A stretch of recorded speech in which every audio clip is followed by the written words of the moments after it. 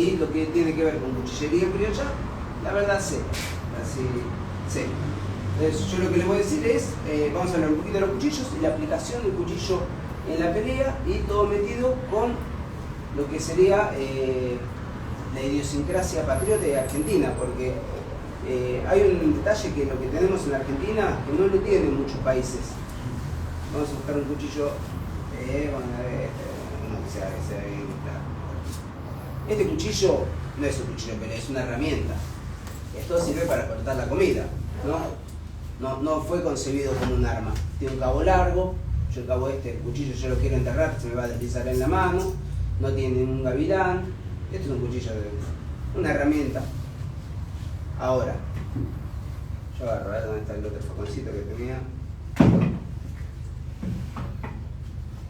Esto tiene un gavilán, filo, contrafilo y una protección. Esto nació como arma. ¿Cuántos cuchillos en el mundo nacen como armas? Muy pocos. La verdad, muy pocos. Uno empieza a contar los países y el kukri es un machete. Creo que la daga Fairbanks es un cuchillo que fue concebido como arma y es uno de los pocos casos. ¿Qué pasa? Argentina tiene el honor de haber tenido un cuchillo que nació como arma para pelea. Bueno, entonces tenemos una tradición cuchillera muy importante y la verdad hay que cuidarla. Por eso me parece que es importante tenerlo en cuenta ahí donde metemos la idiosincrasia nacional y ahí si nos vamos al tema del político, diríamos también es una lástima que se estén perdiendo esas tradiciones que nos las están de a poco se está buscando prohibir.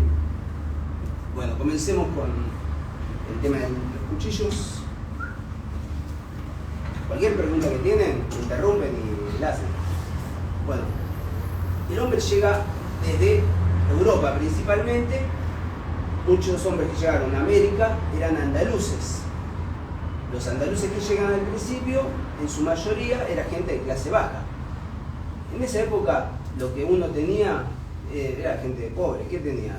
Ropas y cuchillos, espadas. Las espadas estaban prohibidas, tenían cuchillos. El que tenía espada era un señor con poder. Entonces los primeros pobladores que llegan acá es gente medio pobre, vamos a hacer para decir la terminología más clara. Llegan, ¿qué tenían sus cuchillos? ¿De qué origen eran ellos? Y había muchos que eran de origen moro, había gente que era de origen gitano y gente de origen español. En esa época estaba la Inquisición, muchos se convertían, entonces habían adquirido, muchos, es algo que es sabido, por ejemplo los perales son también de origen judío. Se cambiaban mucho, pero lo que uno nunca va a cambiar, como la película El secreto de tus ojos, es sus tradiciones. Después lo vamos a ver más en detalle. Hay un cuchillo que llevaban los moros que se llamaba alfanjón. El alfanjón venía del alfanje, que era una espada grande curva. El alfanjón era más chiquito, era similar a esto. Era un cuchillo curvo y ya se hacía de la forja con forma curva. Tenía filo abajo, filo arriba y filo abajo. Esto se agarra así. El cabo se tomaba así. El alfajor es el primer cuchillo que llega a América. Después los otros cuchillos que habían era el del flamenco y la daga mediterránea, que eran cuchillos de pelea. Yo justo no traje ninguno de esos. Vamos a buscar algo parecido para que se ilustre.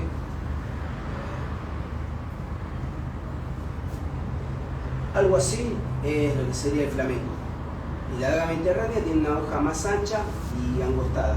¿Qué pasa? Son cuchillos que no...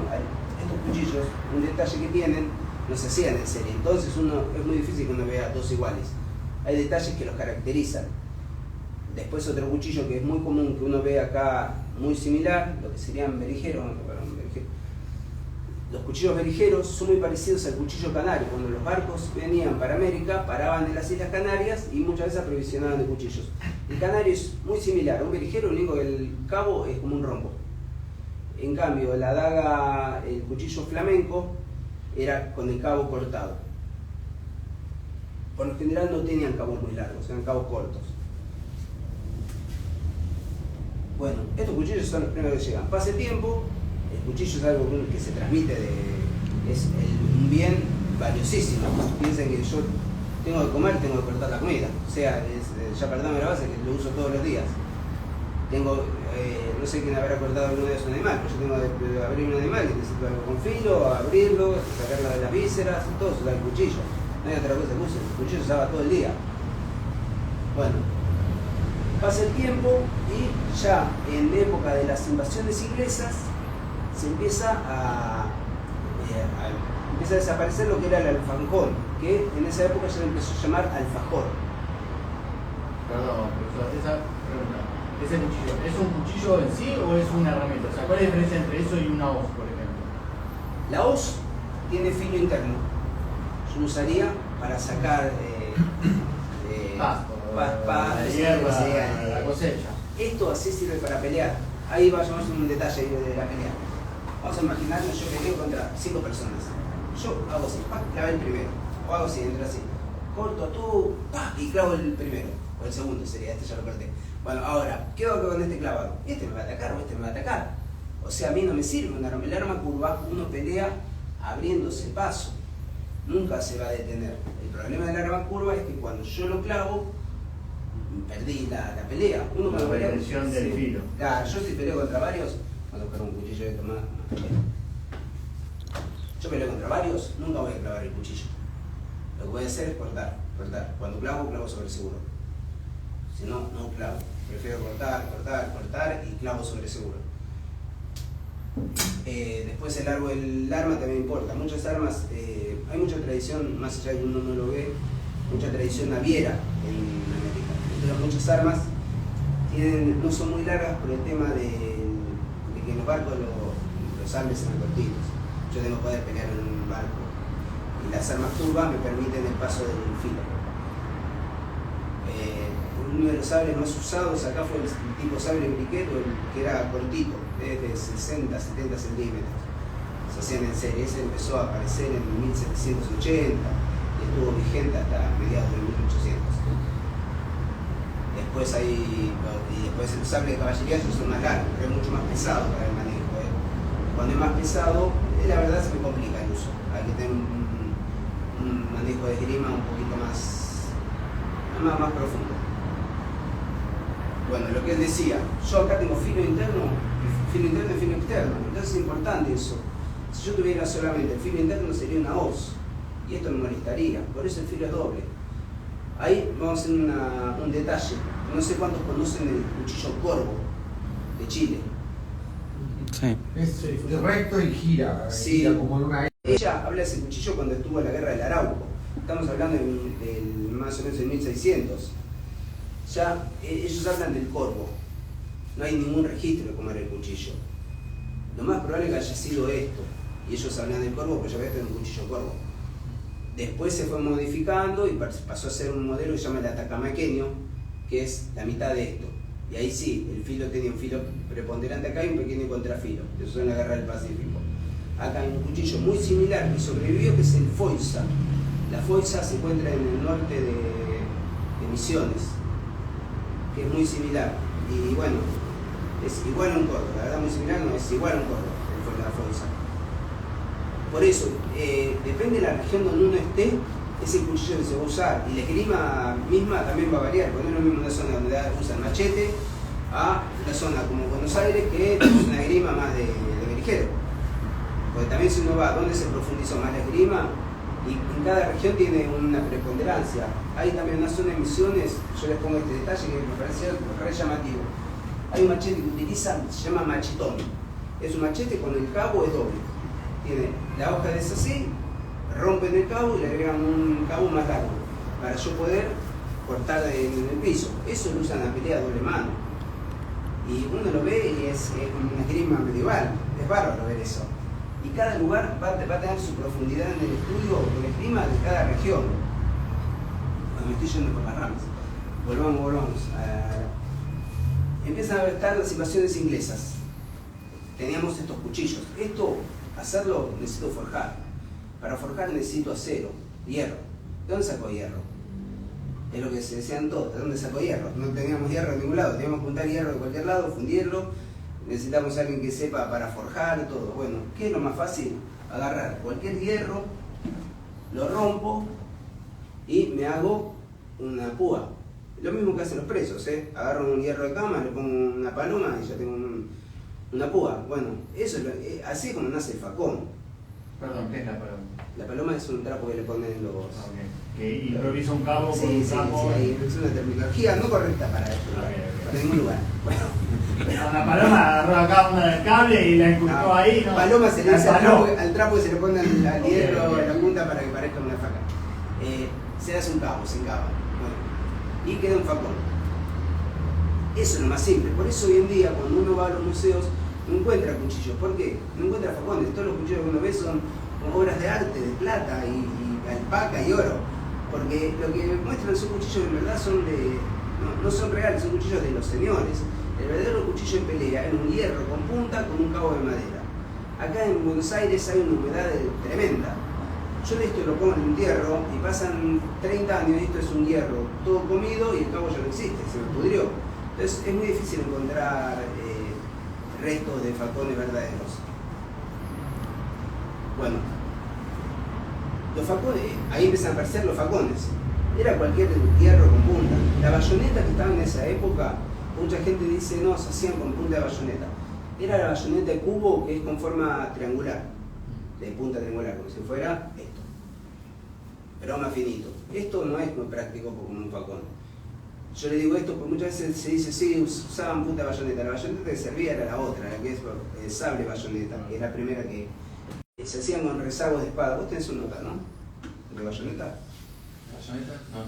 No le traje esta mirada para... Uno muchas veces ve estos facones que se venden. Esto es casi una fantasía, con decir la verdad. No son muy gruesos. Hablo que sería un facón que tiene una hoja más gorda. Para ver. Se entiende el concepto. Bueno. Continuemos. Tenemos el facón. El facón empieza a tener. Tenemos el plástico. Algunos empiezan a agregar gavilán. El gavilán es la defensa, es la protección. ¿Para qué me sirve el gavilán? El gavilán no solo es la protección.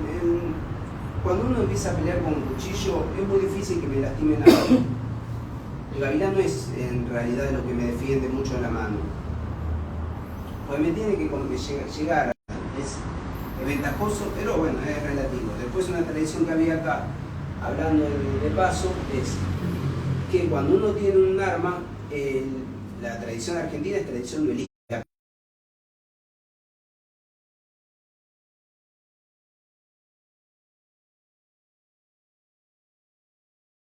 ¿Por qué? Pues este es mi facón, este es su facón. Y lo que vamos a mostrar es la hombría y la pelea, él no va a dar ningún paso atrás. Fíjense un detalle, no hay ninguna historia que uno hable de gauchos que sean cobardes, que se hayan cobardado, que se hayan retrocedido.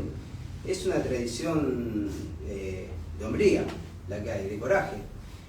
Y el facón, no hay armas iguales como en las peleas que había en la clase alta, en la clase aristócrata, en la cual iban, sacaban las pistolas de duelo y tenían que ser las dos iguales, habían dos padrinos. Acá se peleaba, vamos a pelear, peleábamos, no necesitábamos padrinos. Ahí nos peleábamos. Y el arma que utilizaba cada uno estaba bien, era lo correcto. O sea, la regla es usar el arma que tenés y es lícito más allá del tamaño y las particularidades. Cada uno tiene su arma y con el arma. No decir, yo el mío es más cortito, entonces no peleo. A principios del siglo XX empiezan a aparecer sale un decreto en el cual el cuchillo, vamos a explicar eso que es interesante. A principios del siglo XX sale un decreto que decía que las armas los cuchillos no podían tener más de 4 dedos, lo que se cortaban. Claro, esto en Buenos Aires. En Buenos Aires piensa que estaba en el puerto, estaban los frigoríficos, el trabajador que terminaba de trabajar, se iba con su cuchillo del frigorífico, iba con las meretrices, las percantas, a un bar y se peleaba a cuchillo. Cualquier razón era lícita para pelear. Entonces cuando sale ese decreto empieza a aparecer unos cuchillos pequeños que se llamaban fijingos. Serían de este tamaño, era más pequeño. Era tipo una daga y se llevaba o en la sisa del saco o se llevaba en un bolsillo. Y con eso se peleaba. Y era el cuchillo de cada uno. Eso, después el decreto ese se derogó y bueno, quedó en el acervo cultural, que toda la gente habla así, no está permitido un cuchillo más de 4 dedos, pero no hay vacío legal en el tema del cuchillo. Creo que ni siquiera está tipificado, ¿no? No está tipificado No está dentro de la tipificado. ciudad de Buenos Aires. Claro, entonces no sabemos lo que Por es. ahora. Hay contravenciones que son totalmente, digamos, Porque al no estar tipificado no tenés cómo determinar que es un cuchillo. no hay Eso, forma de no. determinarlo. Creo que lo máximo que hay es arma propia y arma impropia. Una consulta. Esto se puede ser tomado como una herramienta, ¿no? Todo es una herramienta. Eso. El arma No, sos pero vos, si vos alguien sos el viene y arma. me hace un No, vos sos el arma. cacheo. Y eso es una Le sacás herramienta. el sacacorcho. Le mostrás el sacacorcho. Claro. Yo lo uso principalmente para desarmar cosas, porque hago chatarrero, ¿viste? O sea, una vez me disparó un policía y le dije, mira, lo uso normalmente a trabajo. Que de hecho Sí, es más no, pero es lo que básicamente. corresponde. Yo les pongo un ejemplo. Yo salgo a la calle con esto. Ahora, a mí me detiene un agente de la ley. No sé si acá habrá un agente de la ley, pero sí hay. Pero es, la ley es una sola. Me paran con esto y me dice, ¿por qué llegó esto? Bueno, se lo puedo contestar porque correspondería. ¿Por qué? Está bien, es raro que ande con un carro negro. Esto es un Tiene un ego muy grande. Sí. Bueno, entonces ando con esto y me dicen que no lo puedo llevar. No me puede decir nada. ¿Por qué? Pues yo no hice nada. Ahora, de repente este cristiano me viene a robar y yo le clavé el cuchillo a él. Y ahí me dicen, ¿por qué lo mató con este cuchillo? Y ahí yo le digo, no, lo que pasa es que salí con esto para defensa personal. Ahí sí tengo un problema. ¿Por qué? Porque yo salí con esto predestinado a utilizarlo como arma. Ahora, si yo salí con esto porque me gusta lucirlo, porque me parezco muy varonil, está todo bien, nadie me puede decir ni nada. El tema es que yo no lo haya llevado para hacer uso de este como un arma. Yo he salido antes cuando iba mucho a la feria medievales, no tenía auto, iba con la espada, cruzaba la espalda, iba a todos lados. Y es lo más invisible que hay. Porque ustedes salen con esto acá, está todo bien. Si llevan un bulto, puede ser que los paren. Que me parece perfecto que los paren, esa es la realidad. Ojalá la policía parara a toda la gente que le parece sospechosa.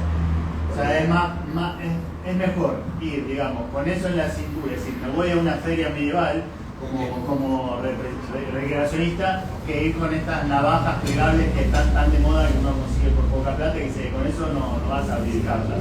Después, un detalle. Yo hago daño con esto. Ahora, yo no puedo explicar que andaba con esto para ir a hacer un asado. Pues esto no me sirve mucho para un asado o un querambit. Ahora, me paran con este cuchillo. Y este es red de asado. Entonces esto es más lícito que uno iba a comer un asado con esto. Eso lo digo así a modo de explicativo, pero es más comprensible. Es verosímil la explicación que damos. Sí, no tiene que ser así, me parece como que estamos vendiendo verdura. Pero no, enseñándole a la gente cómo yo retiro, ¿no? ¿No estamos haciendo eso? No. Viene el lugar equivocado. No, el tema es que uno tiene que tener una razón para llevar un cuchillo. Yo el cuchillo, la verdad, yo como con el mismo cuchillo todos los días. Hay un detalle. Uno muchas veces pregunta, ¿cuál es el mejor cuchillo que yo tengo que tener? Para defensa personal, para lo que sea. Porque uno tiene la fantasía de lo usar para la defensa personal. Pero el cuchillo, la verdad, uno lo usa para comer. Todo, yo como con el mismo cuchillo hace como 20 años y es el cuchillo que yo tengo. Es el que me es más cómodo. Todos los días corto carne con ese cuchillo. Cocino, voy a picar la cebolla, la pico con ese cuchillo. Voy a cortar un morrón, corto con ese morrón. Entonces un asado, abro el asado con ese cuchillo.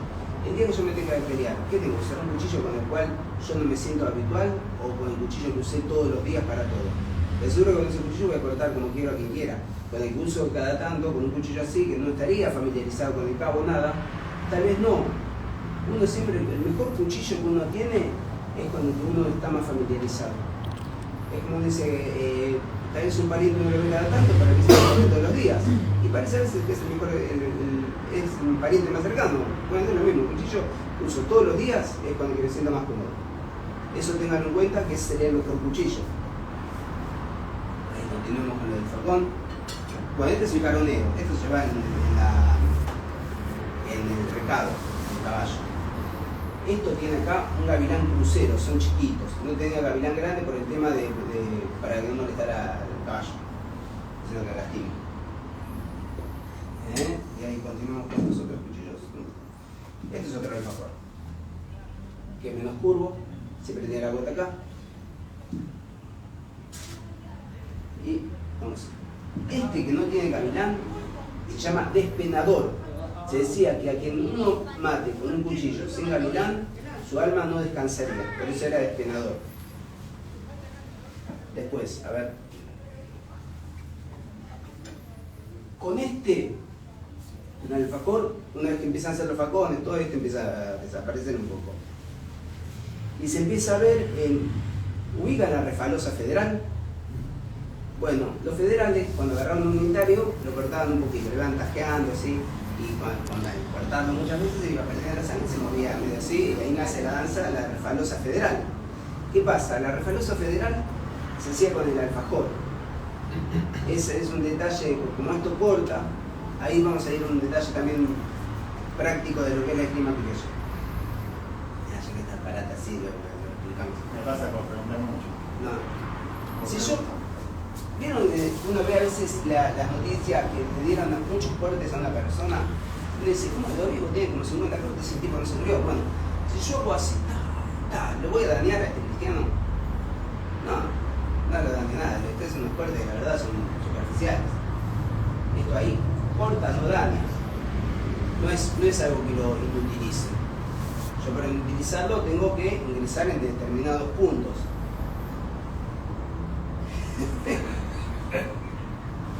Bueno, entonces los cortes estos son todos superficiales.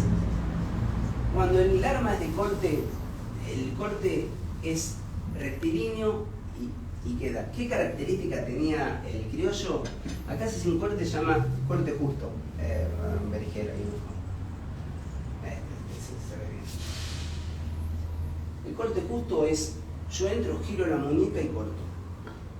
Si yo hago ahí, giro, ingreso y jalo, yo me estoy llevando una lonja. Ahora, fíjense un detalle.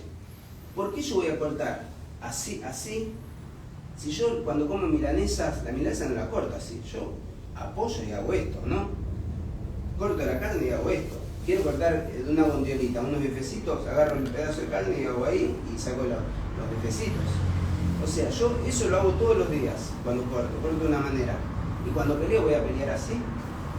No, eso muchas veces es la traslación al palo del movimiento del cuchillo, que es un error. El cuchillo se utiliza de una manera y el palo de otra. Yo cuando corto hago esto.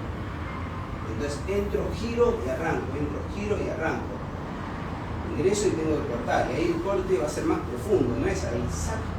Yo entro, me giro, eso se llamaba corte profundo. Vamos a poner el ejemplo de la mano, ahí vamos a decir otro detalle. Muchas veces uno dice, no, yo lastimo la mano y ya no pelea más. Yo para lastimar la mano, pongámosle acá, tiene cuatro tendones arriba, yo tengo que cortar los tendones y lo lastimo.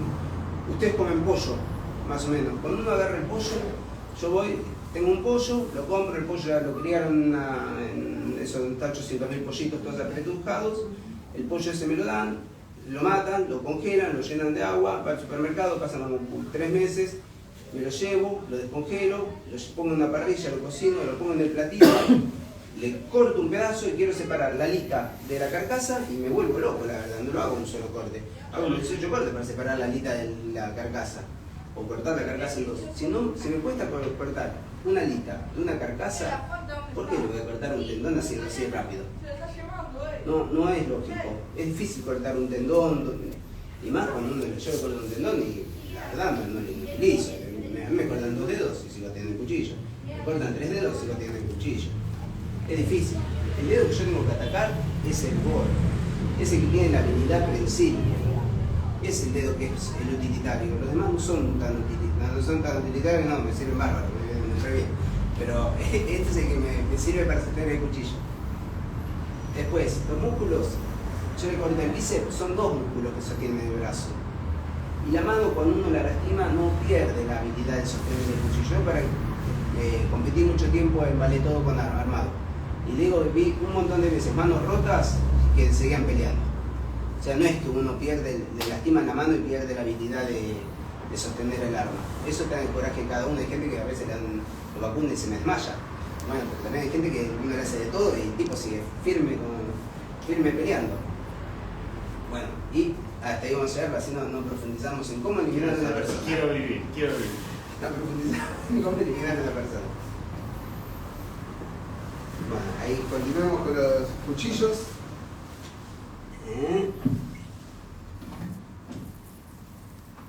Este tipo de cuchillo existía hace mucho tiempo. Esto se tiene con las tijeras de tuzar. Este metal era muy bueno. Cuando uno habla de los polos industriales de cuchillería que había, los cuchillos que venían de Europa venían principalmente Toledo, España, teníamos también Sheffield en Inglaterra y Solingen en Alemania. Acá la mayoría que venían eran las hojas y herramientas agrícolas, la mayoría eran Sheffield. La cuchillería era Solingen.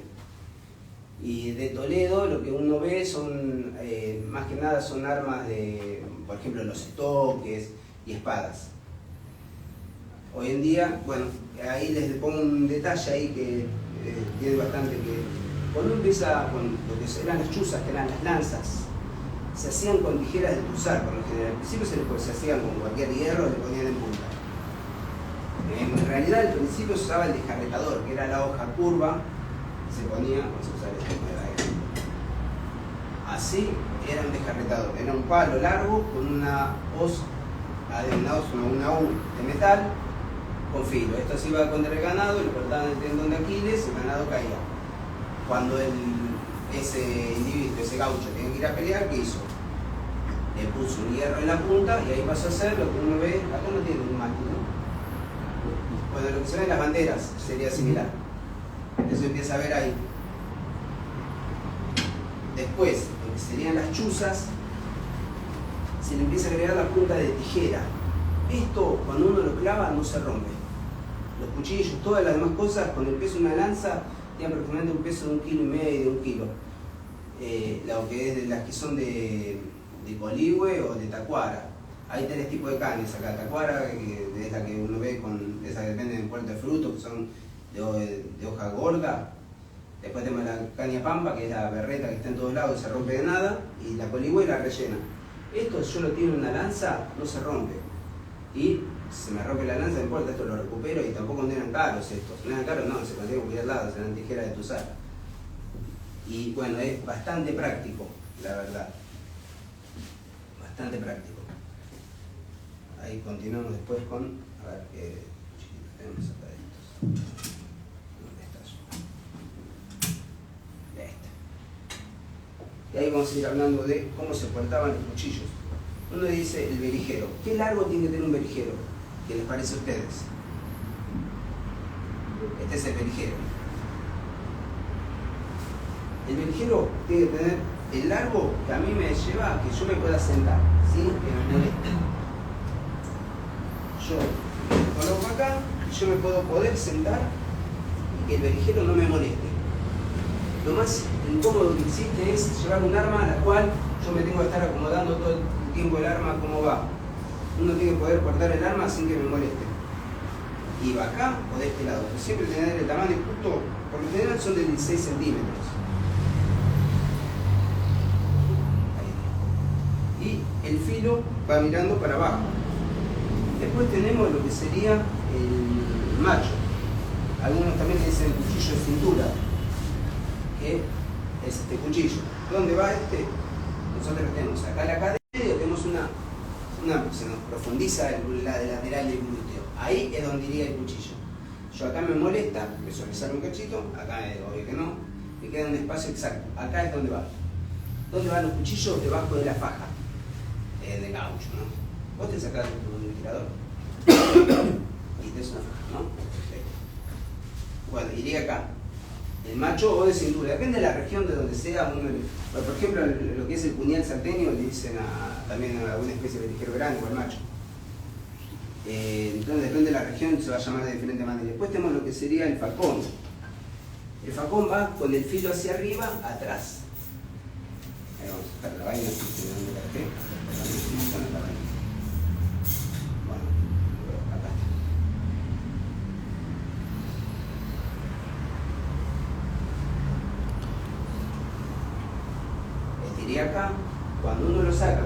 hacia arriba, se levanta y ahí ya lo tengo armado.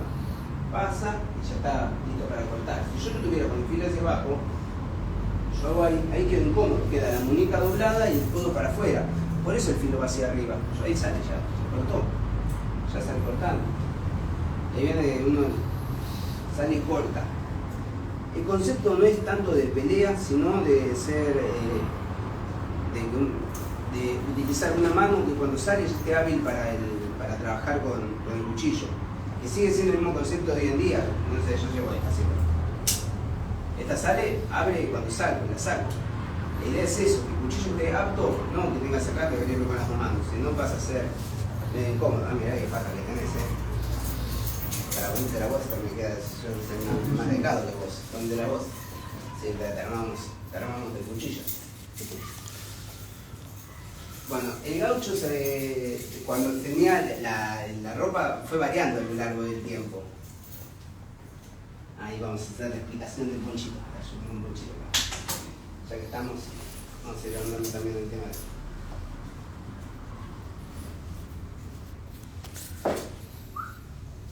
Llega el hombre América, empiezan a aparecer los caballos, aparecen los caballos de los que eran la casa, los produjeron como locos, los caballos como conejos, y después estaba lleno de caballos. El aborigen acá utilizaba taparrabos, pero lo usaba a lo largo. Taparrabos por lo general llegaba a esta altura. Ustedes se fijan en grabados antiguos y llegaba casi a la altura de los tobillos. Entre las rodillas y los tobillos, eran largos, no eran cortos. Ahora, yo con esto así no puedo montar a caballo. Entonces, ¿qué hizo? Y por eso nació Chiripá. Esto, sube acá arriba, lo meten acá, y ahí ya tenemos el chiripá. Y por eso el chiripá es para montar a caballo. Y ahí es cuando nace el chiripá. Ahora, esto, después se ponían la faja arriba, que es la faja común y corriente, debajo de la faja van los cuchillos, y arriba va esto. Este es medio como lujoso. Ahora, la función de la faja, después venía esto del tirador. Este es un hacendado portero. Un hacendado portero. Este lo vamos a agarrar. Chutamos y nos llevamos su cosita de irme a carpincho. Bueno, si era largo, era culero. Se usaba para el lazo para mover los animales. Y el original, el verdadero, venía desde la altura de las costillas flotantes hasta el hueso de la cadera. Esto se cerraba prácticamente, todavía no tenía rastra, estamos hablando desde 1800, después en 1800 empezó a aparecer la rastra. Esto era para protegerme de la parte blanda. Yo lo quería cortar y esto no lo atravieso. Las puñaladas en el vientre, claro, en el vientre. Les digo un detalle así para tirarlo así para que se entienda. En Rusia hace mucho frío, mucho frío. Si uno empieza a hacer un estudio de cómo atacan con cuchillo en Rusia, la mayoría de los ataques son de punta. ¿Por qué? Porque yo así no corto ni ahí un montón de abrigos, un camulán, una campera de cuero. En cambio, clavar sí. Yo ahí, si lo quiero cortar, no podría cortarlo. Pues esto no lo atravieso. Tengo que entrar así y me va a costar un poquito, la verdad. Entonces, esto era la protección. Después sale el arrastre. El arrastra llegan a tener tamaño bastante grande, estas primeras. Eso empieza a ser después de 1800, empieza a ser como un lujo. Ahora, ahí ya empieza y atrás, y para arriba, y por lo general no tenían tantos cuchillos. Un detalle ahí, vamos a ver porque este que queda es pintoresco. Muchas veces uno ve, esto tiene 84, ¿no? Sí. El facón de Juan Moreira tenía 84 centímetros. Era de este mismo largo. Él cuando peleaba, no le decían a ver si el tamaño de tu facón. Ahora, ¿qué le hizo él? Él había agregado un gavilán acá. Esto lo llevaba en la espalda. Ahora, si él lo lleva en la espalda, le molestaría bastante. Entonces muchas veces la guarda, la traba, la lengüeta se ponía casi a la mitad. Entonces le quedaba acá. Y acá queda cómodo. Eso le digo es un detalle que lo van a ver en diferentes cuchillos. Y las lengüetas por lo general no eran tan pequeñas. Esta lengüeta es de fantasía. Por esto se me pierde el facón, le digo seguro, se me pierde. Voy corriendo y se me perdió. Las lengüetas tienen que ser largas, por lo general son así, y algunas venían con algo en el medio para reforzar para que no se doble. No tengo ninguna lengüeta acá dura.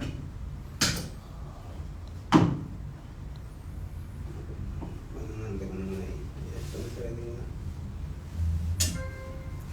Bueno, y después tenemos el verijero, que tenía que ser pequeño, como había dicho, tipo de este tamaño. Igual se lo puso alto, esto diría en el hueso de la cadera. Y yo con esto, ¿qué me aseguraba? Ustedes oyeron hablar de lo que es el bajatripas. Lo que tenemos acá también, muchos nombres de los tiros que son bastante populares en lo que es el haber. Uno se empieza a decir hachazo, todo el mundo ya de lo que es un hachazo. El bajatripas es el corte que sería debajo de los 5 centímetros del ombligo. Yo lo que busco es que una bolsa, yo tengo una bolsa con productos que compro en el supermercado, se me abre por la mitad de la bolsa y la verdad no se me cae nada. Se me caen las primeras cosas, pero todo lo demás queda bien. Ahora, si yo corto la bolsa por abajo, la de fondo, se me caen todas las cosas. No, esa es la idea de hacerla ahí. Cortarla ahí que se te vaya a toda la visa. Corto por debajo del peritoneo.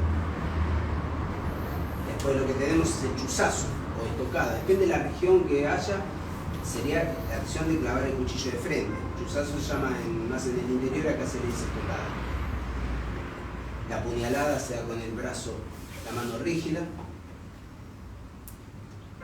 Después tenemos lo que es el planazo, se da con el plano, es un golpe que es para bajar de la autoestima de mi oponente y no matarlo. Se puede pelear también con la vaina, le puedo dar. Después lo que se dice cintarazo, que se da con el plano en la cara. No sé, algunos nombres calculo que les son familiares. Porque ahí también uno dirían que cuando uno habla de artes marciales, uno a veces escucha cosas, todo y dice, y lo ve como muy lejano. Y si uno empieza a armar lo que sería la pelea en Argentina, uno también podríamos decir que tenemos un arte marcial. El tema es cómo uno lo hace el compendio de los golpes y las disciplinas. Yo voy a poner un ejemplo. Esto, ahora volvemos con lo que sería el esgrima criolla y los tiros. Si uno va a lo que es arte marcial, yo pego así, esto es zapallazo. Uno cuando veces ve a alguien pegar en el cielo, le digo, mira, yo de zapallazo. Esto es zapallazo, también es un golpe martillo en Kung Fu.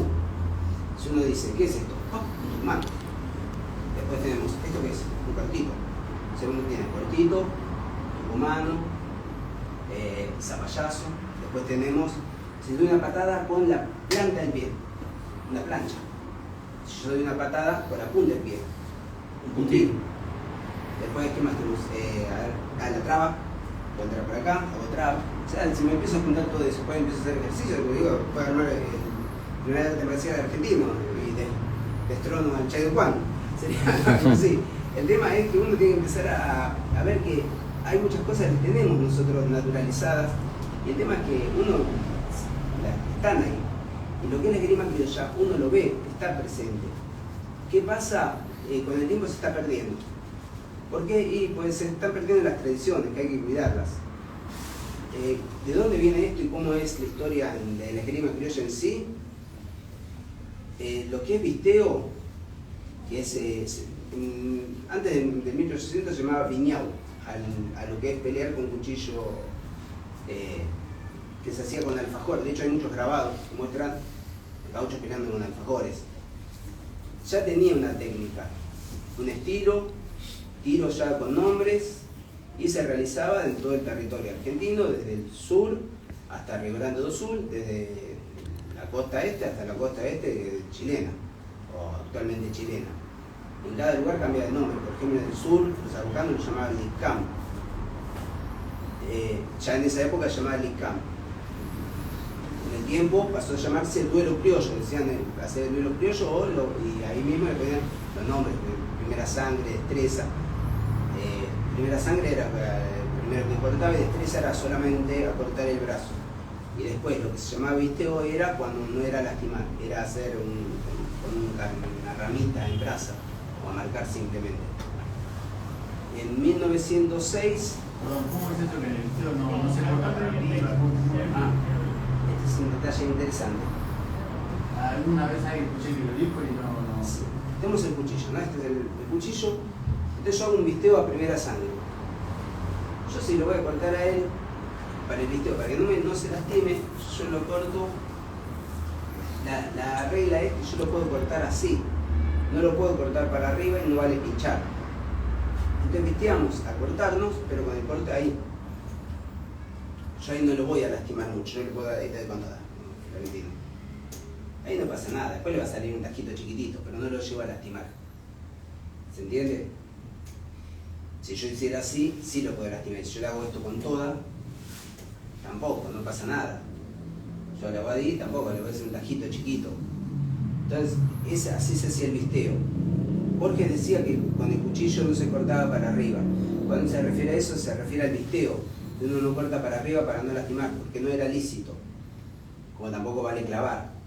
Eso era el visteo a primera sangre, se hace todavía. Yo eso de hecho lo hacemos y a mí me lo enseñaron gente que lo hacía en el campo. ¿No? ¿Y cuando escribe el cuchillero Mora, cuando habla Borges de su obra sobre los duelos en Buenos Aires que se ataban los brazos, todo? Sí, es re loco eso, porque no tenés la distancia de reacción.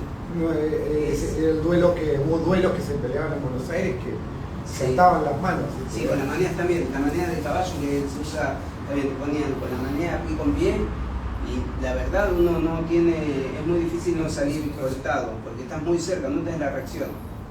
No tenés la reacción. Eso se hacía, y que uno se ata, eso, bueno, creo que en todos lados, uno se ata acá y peleamos los dos, y es muy, o si no con los pies atados, con la manera, queda muy chiquita, la manera tiene este tramo entre pie y pie.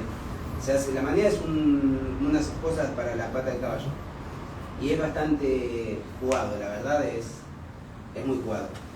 Después lo que se hace también es con el poncho, se tiene el poncho en el piso y se hace un duelo a primera sangre. Eso también se hace con el palito para entrenar. Y no podemos salir del poncho. El que sale del poncho pierde. Y bueno, y ahí también volvemos a lo de anterior. Es por honor que uno lo hace. Es como abandonar la cancha. Sí, es como bajarse del ring. Sí, uno nunca dice que no. Uno siempre dice, ¿quién más quiere pelear? Yo. Y termina el pelea y dicen, ¿alguien más quiere pelear? Y vuelta uno dice yo. Y yo. Y uno nunca deja de ser yo. Está en eso, uno siempre quiere pelear. Bueno, eso de la manta todavía se hace, por ejemplo, en la cárcel. Tiran un poncho o una manta y lo siguen haciendo. Es una tradición que no se perdió, sigue estando vigente. Bueno, continuamos con los cortes, ahí. Entonces volvemos. El corte justo, lo que habíamos hablado, que sería el hachazo justo. Hachazo ya sabemos, baja tripas, puñalada, chuzazo, cintarazo. Cada tiro va a variar de acuerdo al arma que yo uso. Si estamos en Buenos Aires, ahí vamos a hacer un detalle que es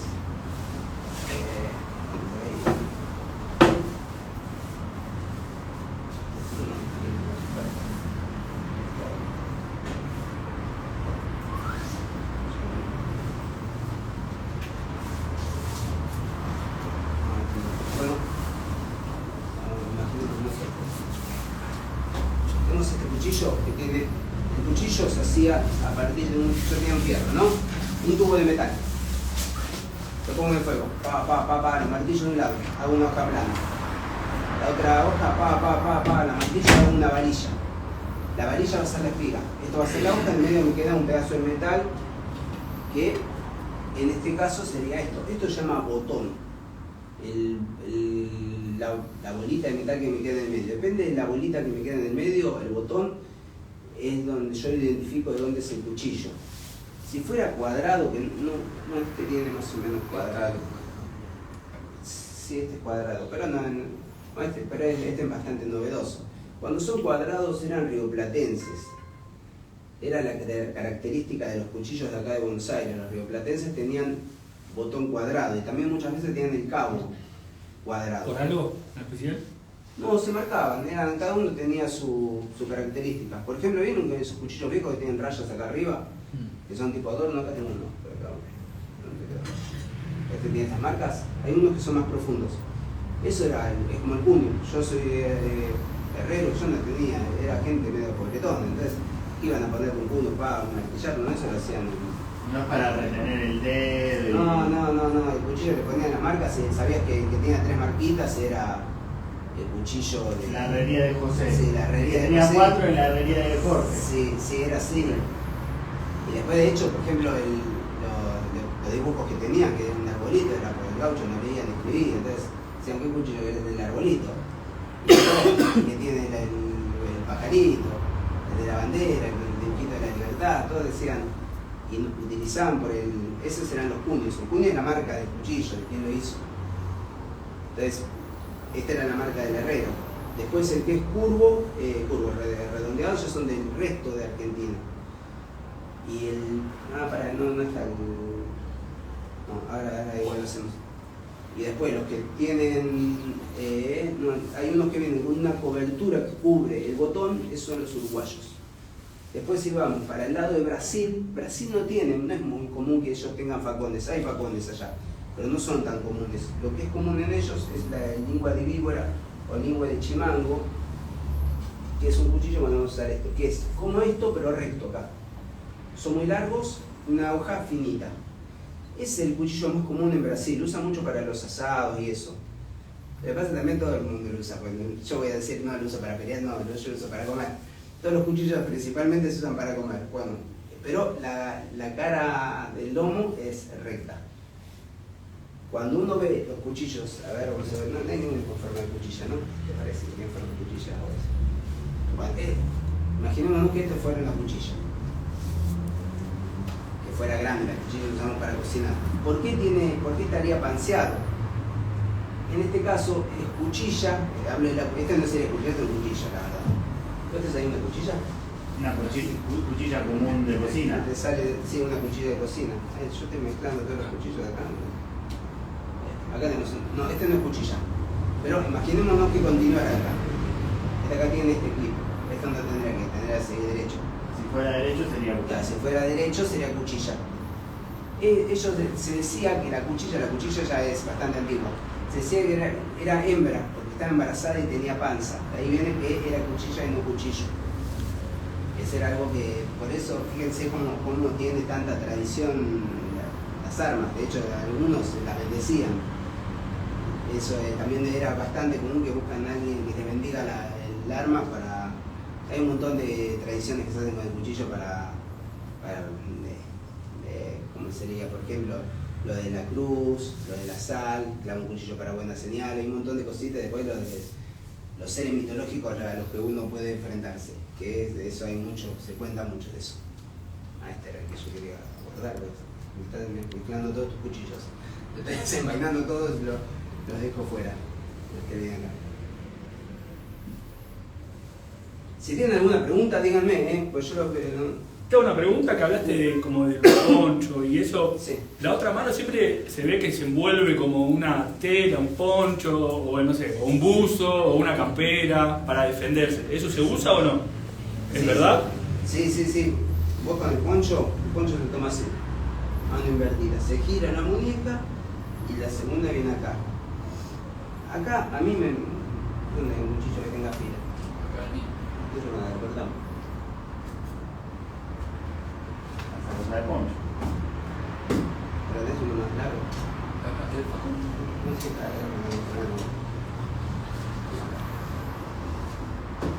está pegando, me está cortando. Mejor que no te corte. Bueno, fíjense que lo cortó el poncho. Pero no, la verdad no me dice nada. ¿Cuántas capas tiene que cortar? Son 14 capas de esto. Es como tratar de cortar una Sí. página amarilla.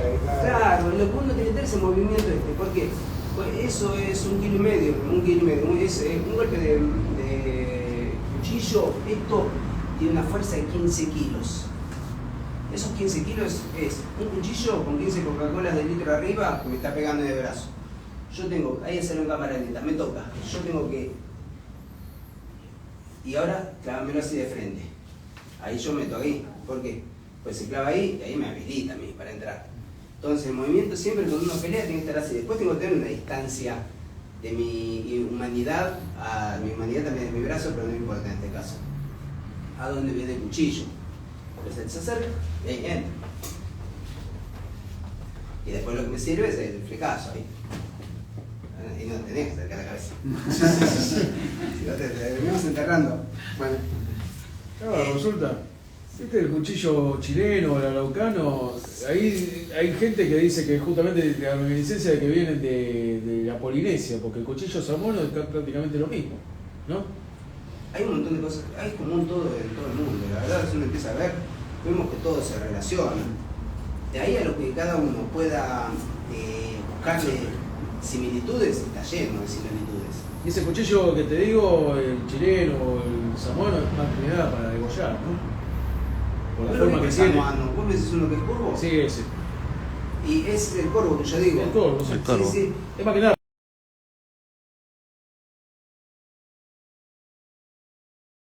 ¿Cómo llegó?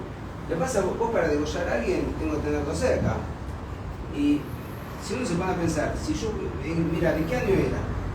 Yo les pongo este ejemplo medio como simple. Todos acá tienen hoy en día tienen una cultura y una tecnología del siglo XX que es bastante rica. Ahora yo ustedes los dejo en una isla y les doy 50, o en cualquier lado, les doy 100 años para que junten el metal, el hierro para forjar un cuchillo. Les dejo un manual de cómo se forja. Ahora, ¿saben de dónde sacar el hierro? ¿De dónde? De las minas. Primero te encontrar una mina y después vayan a saber cómo viene el hierro. Son piedritas re chiquititas que uno no las distingue. ¿Vos te imaginás trabajar para sacar todo eso para hacer un cuchillo el cual va a ser para degollar? Y el combustible. El combustible sí, es un trabajo, por lo general eran armas que no eran rituales. Todas las armas rituales que se habla como rituales, el verdadero origen es para pelea. Hay un cuchillo Matumi, que es un cuchillo inca. Es como una especie de... es una hoja... Sí. Es como una U invertida. Imagínense si fuera esto, sí, que tuviera acá un mango. Y yo con esto, claro, bueno. El tumi dicen que era ceremonial. Era un cuchillo de pelea. De hecho, las mujeres araucanas usan un tumi, es una cuba con un puesto acá en el medio y en el pecho. Es un cuchillo. Lo que pasa es que hoy en día todo lo que uno no entiende es ceremonial. Es así, no sé qué es, eso es ceremonial. Las pirámides son ceremoniales, todo es ceremonial. Cuando uno se Es entiende... mejor que decir que con eso los indios mataban gente y Sí. hacían sacrificio humano. Decían, No, no, era cuchillo ceremonial, no, mentira, se comían gente. Se come gente, sí, todo es Por ceremonial. eso carneaban a las personas. Y es increíble lo mal catalogados que están los museos. Uno va a los museos y ves todo re mal catalogado, muy mal catalogado. Les ponen las cosas y no tienen ni idea de lo que son. Y ante la duda inventan. ¿Y eso por corrección política o por ignorancia? No, es... Bueno, el día que prohíban tener esos cuchillos para un asado, vamos a decir que es ceremonial. Es ritual. Y es parte de esa religión, nos autopercibimos Claro. a una religión que Es para Sí, la tiene cuchillo. religión asadera criolla. el día Es que- como los Sikh que andan todo con espada. Sí, no, es una picardía lo que está pasando, es una lástima. Porque no solo no se cuida la tradición, sino tampoco se busca perder. No, pero es adrede, no, es adrede. Es algo a propósito. o banalizar. Bueno, también. ustedes fueron al museo de Vuelta Obligado, ¿no? Creo que... Sí. Bueno, cuando uno va ahí, hay un lugar que dicen que son boleadoras y bolas de... Hay unas que son bola guacha. La bola guacha es una piedra que es grandota que tiene un surco en el medio. Esa ahí está catalogada como boleadora. Ahora, eso no es una boleadora, yo no puedo agarrar esa boleadora. Hago así, ¿saben el trabajo que me cuesta revolear eso? Y le pego al caballo, lo reventé. No, eso son la bola guacha, que se ataba un viento y se tiraba a la distancia para pegarle a alguien y la revoleaba para pegarle a esa persona. Eso está mal catalogado ahí. Y esa está mal catalogada en un montón de lados. En un museo. Es un museo que está mal catalogado. Después el Museo de las Lilas de San Antonio de Rico, los cuchillos, pero es terrorífico como lo catalogaron. Es cualquier cosa le pusieron. Así, ni siquiera hasta le fallan los nombres de ligero, facón, todo. Las dagas, una daga es un cuchillo que es idénticamente igual de un lado al otro con doble filo. Y la gente le pone y dice una daga. Así, está muy mal catalogado todo, es una lástima, porque con eso están enseñando mal. Yo no estoy en contra de que uno puede dibujar un poco la historia, hacerla divertida, mientras que yo mantenga un poquito de la historia real. Porque yo la dibujo un poco, bueno, por lo menos se mantiene la historia. Pero cuando uno la cambia, es diferente. Uno no puede cambiar la historia. Si a quién le importa si el penacho de los granaderos era verde o era rojo, eso no cambia nada. Ahora, decir que lo que sí estaría interesante es que cuenten que el uniforme de los granaderos era realmente una armadura, que era de cuero, las charreteras eran para defender los sablazos, ¿cómo se llamaba? Carrillera. ¿Qué? Patillera. Carrilleras. Eran para defender el sombrero, el gorro frigio que usaban los colores montes, tenían la lonja de cuero para defenderse de los sablazos. Todo eso está bueno que lo sepan. Ahora, cuando uno empieza a cambiar la historia con cosas que las hace como soft, suaves, no, eso está mal, porque ahí estamos bajándole la identidad y la fortaleza que uno tenía antes. Así ya no se Malvinas. No se le reconoce al hombre, a ese hombre el valor de haber hecho eso. Los chicos de Malvinas, ¿cómo le pueden decir los chicos de Malvinas? Y fueron soldados, fueron a pelear, uno tiene que reconocer eso. Y bueno, no sé, el otro día hablábamos de España.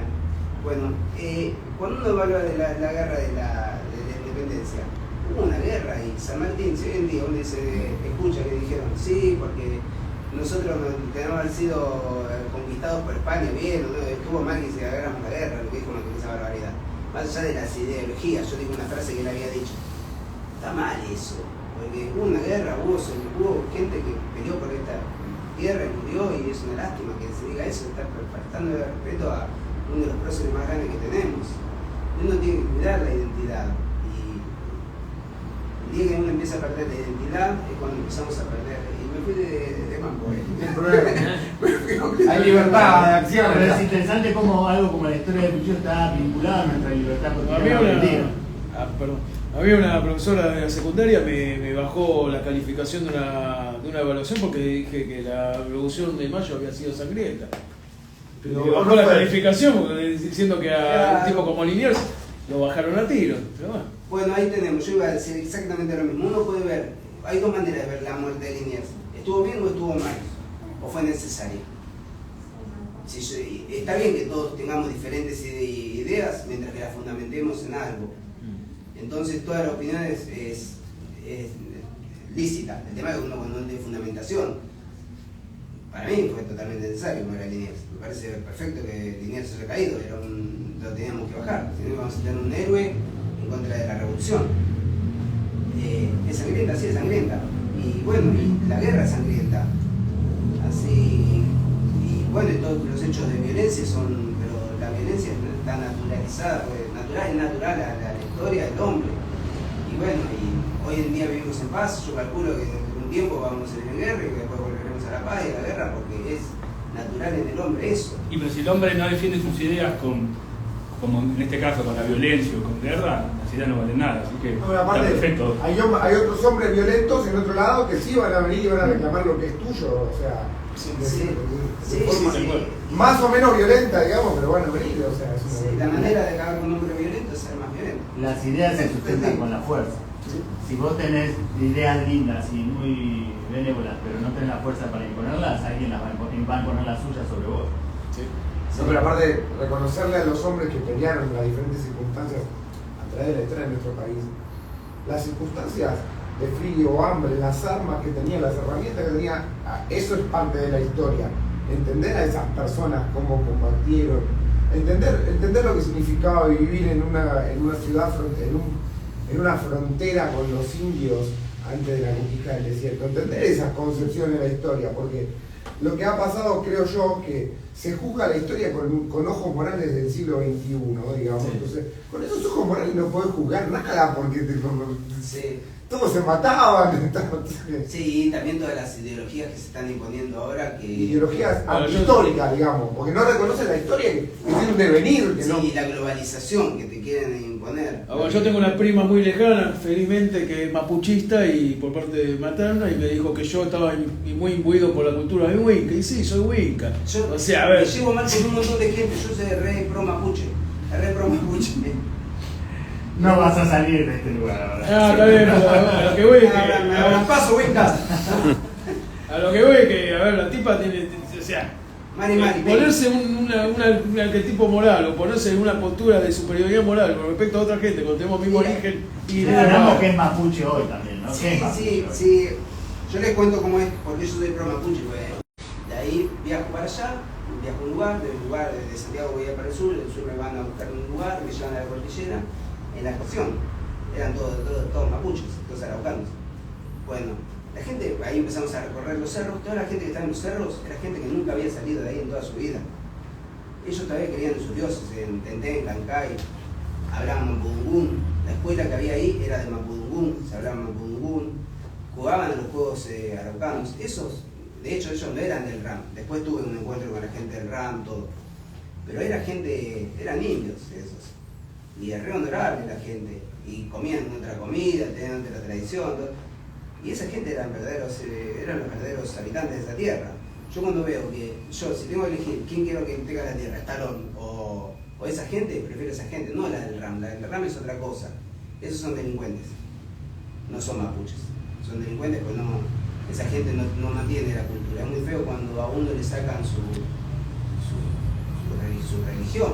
Piensen que la religión de esa gente, yo hablaba con ellos y era increíble las cosas que hacían.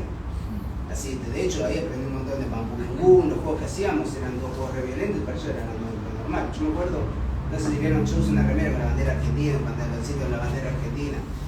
Y bueno, y habíamos jugado un juego que se llamaba Linao, que es un arco más de 30 metros, otro arco de 30 metros, una pelota de colla de yuyo, que son unos yuyos que parece una pelota de básquet, dividían mitad de mapuche para un lado, mitad de mapuche para el otro y vale todo. La idea es quién pasa la pelota 10 veces por un arco, de quién pasa la pelota 10 veces por el otro. Y yo me puse en equipo, vale todo, absolutamente todo. Era como pégale al argentino. Era ojitos claros, corriendo con la pelota, yo agarraba la pelota y tenía todos estos indios que me querían cagar las trompadas. Ahí era romperme a trompadas con todos los indios y todos, lo más bien, eran todos, se portaron re bien, así, hubo goma, todo, pero bien. Después hicimos otro juego también que ahí, pobre, un chico ahí lo lastimé. Y bueno, hicimos un montón de juegos y era gente re respetuosa. Yo por eso digo que soy pro mapuche. Y fíjense, San Martín, ¿qué nombre le puso a la logia? Lautaro, ¿por quién? Por Lautaro, por Leftraro, que es el que liberó. O sea, después, el sol. ¿Por qué está el sol en la bandera argentina? Es la identificación para que tengamos a los indios de nuestro lado. Tenemos, y hoy en día, si uno dice, hay indios hoy en día en Argentina, lo que pasó con los pueblos aborígenes, hay indios, hay pueblos aborígenes. Bueno, es que se fusionaron con nosotros. Así, acá hubo diferentes corrientes de migración. Tenemos los primeros que llegaron, una migración grande en 1870, después a principios del siglo vinieron muchos anarquistas escapando de Europa, y después de la Segunda Guerra Mundial, muchos españoles que venían de la Guerra Civil y los italianos muchos vinieron después de la Segunda Guerra Mundial. Eso es más o menos las corrientes. Y después hay muchos que son de acá, son los indios que hoy en día no los vemos, porque pues somos nosotros. Ya la sangre está remezclada, o sea, uno no puede decir no reniego. Y si vamos también al tema de que ahí tampoco no tiene nada que ver con la grima criolla, pero que uno habla a veces, no, pues los mapuches mataron a los tehuelches. Bueno, ¿cuándo se forma el Estado argentino? ¿Cuándo dicen? El que lo sepa, pues lo sabe, vos no lo digas. ¿Cuándo se forma el Estado argentino? 1845. Entonces fueron a la escuela acá. 1845, más o menos. 1845, ¿tenemos territorio?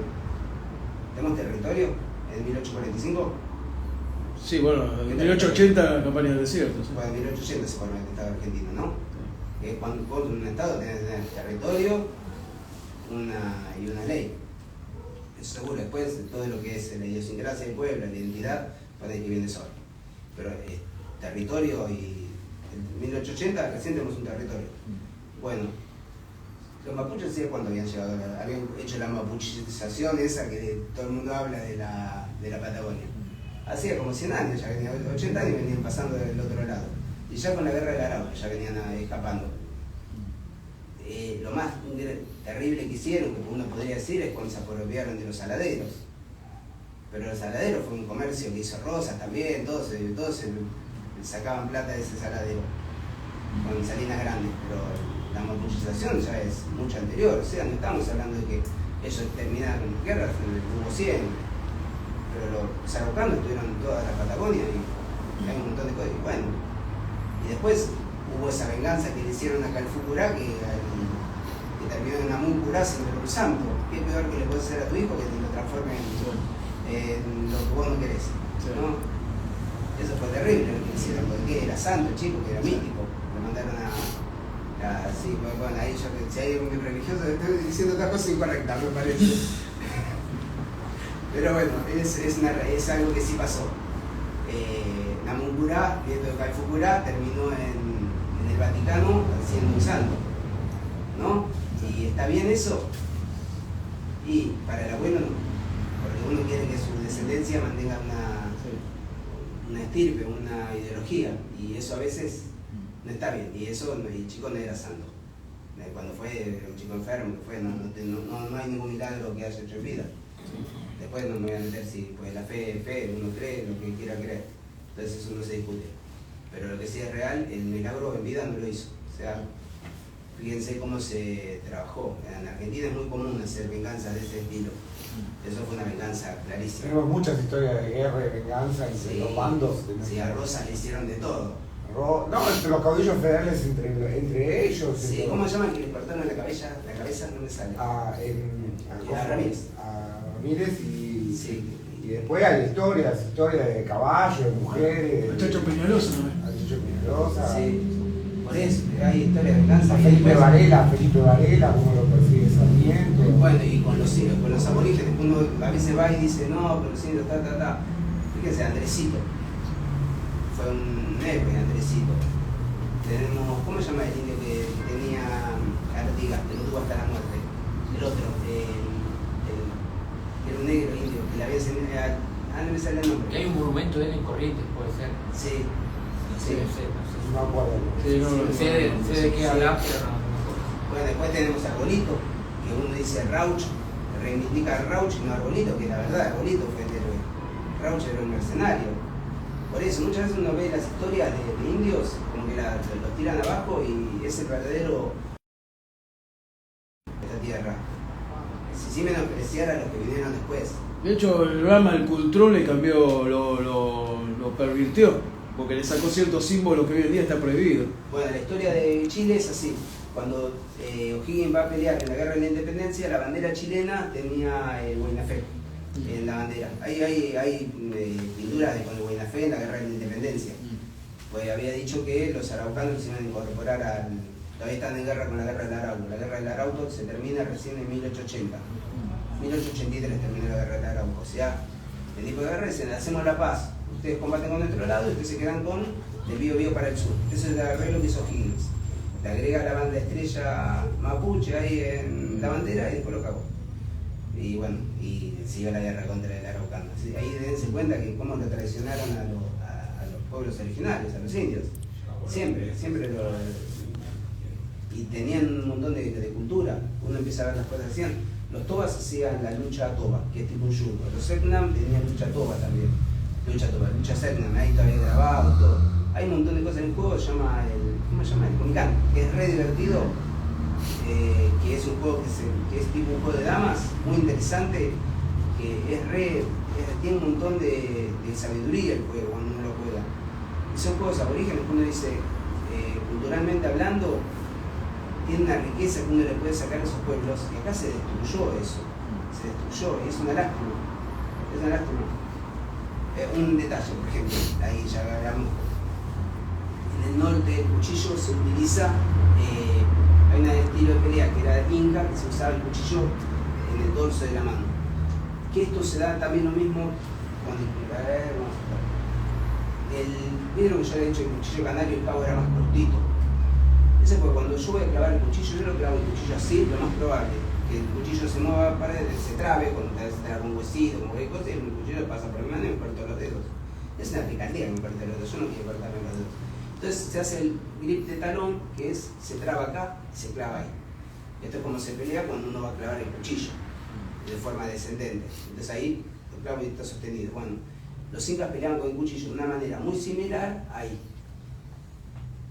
Y esto se transmitió en la Grima Criolla. Yo lo que hago es un compendio de todos los estilos y hice uno solo.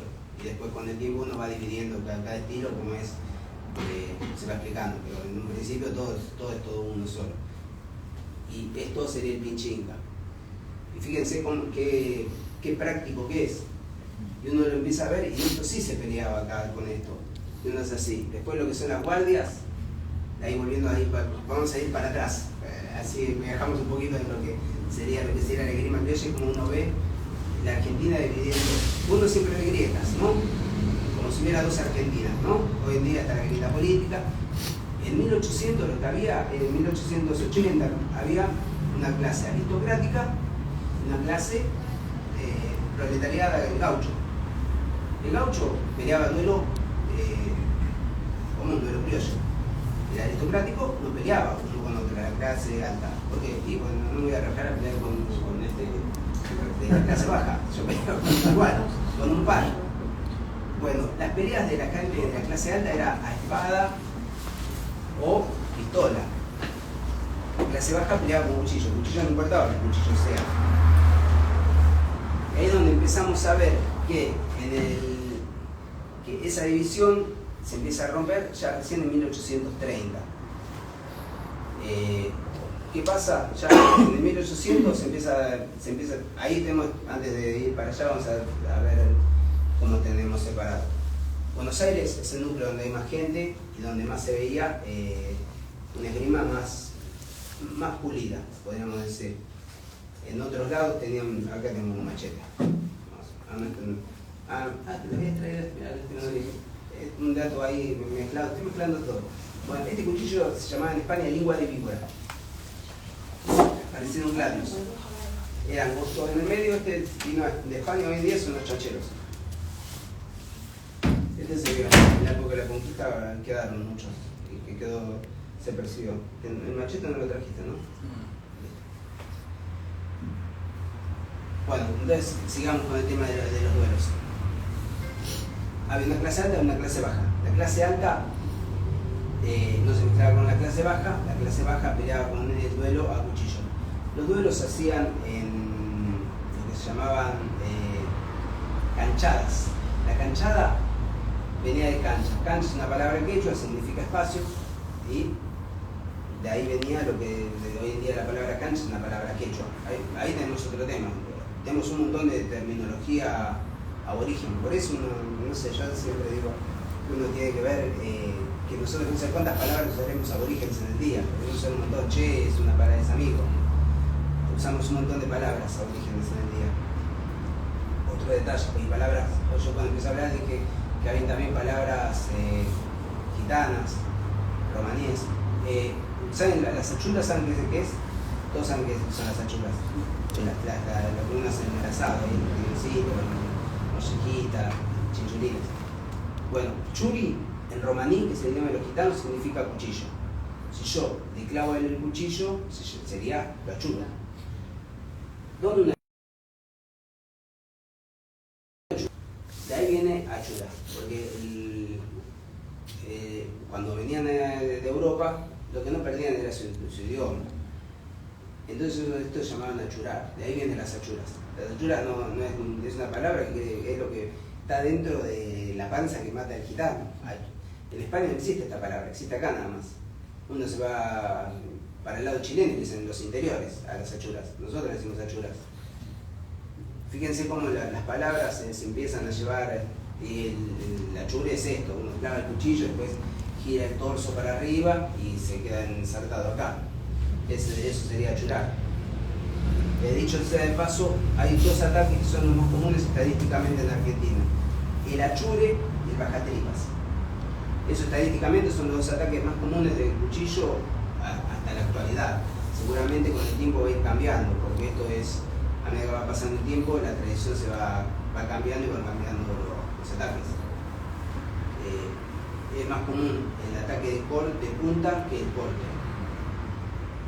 El corte necesita más definición, y para ir profundizando en lo que serían los ataques es más común, depende de la sabiduría de la persona. Esto es más común, primero esto, después esto, y ahí ya tenemos todo lo que sería la definición. Ahí esto es llamado menos común. El ataque de revés es más raro que el ataque natural.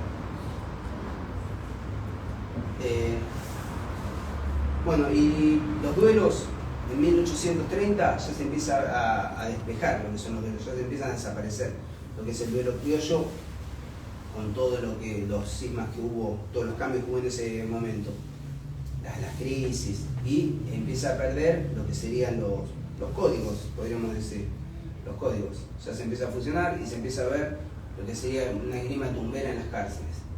Y ahí podríamos decir que ya es el declive a lo que venimos hoy, que ya, la verdad, lo que es la tradición de cuchillo y de pelea está decayendo, es una lástima. Yo no sé cuántos años quedarán, yo calculo que más de 20 años no queda de tradición cuchillera.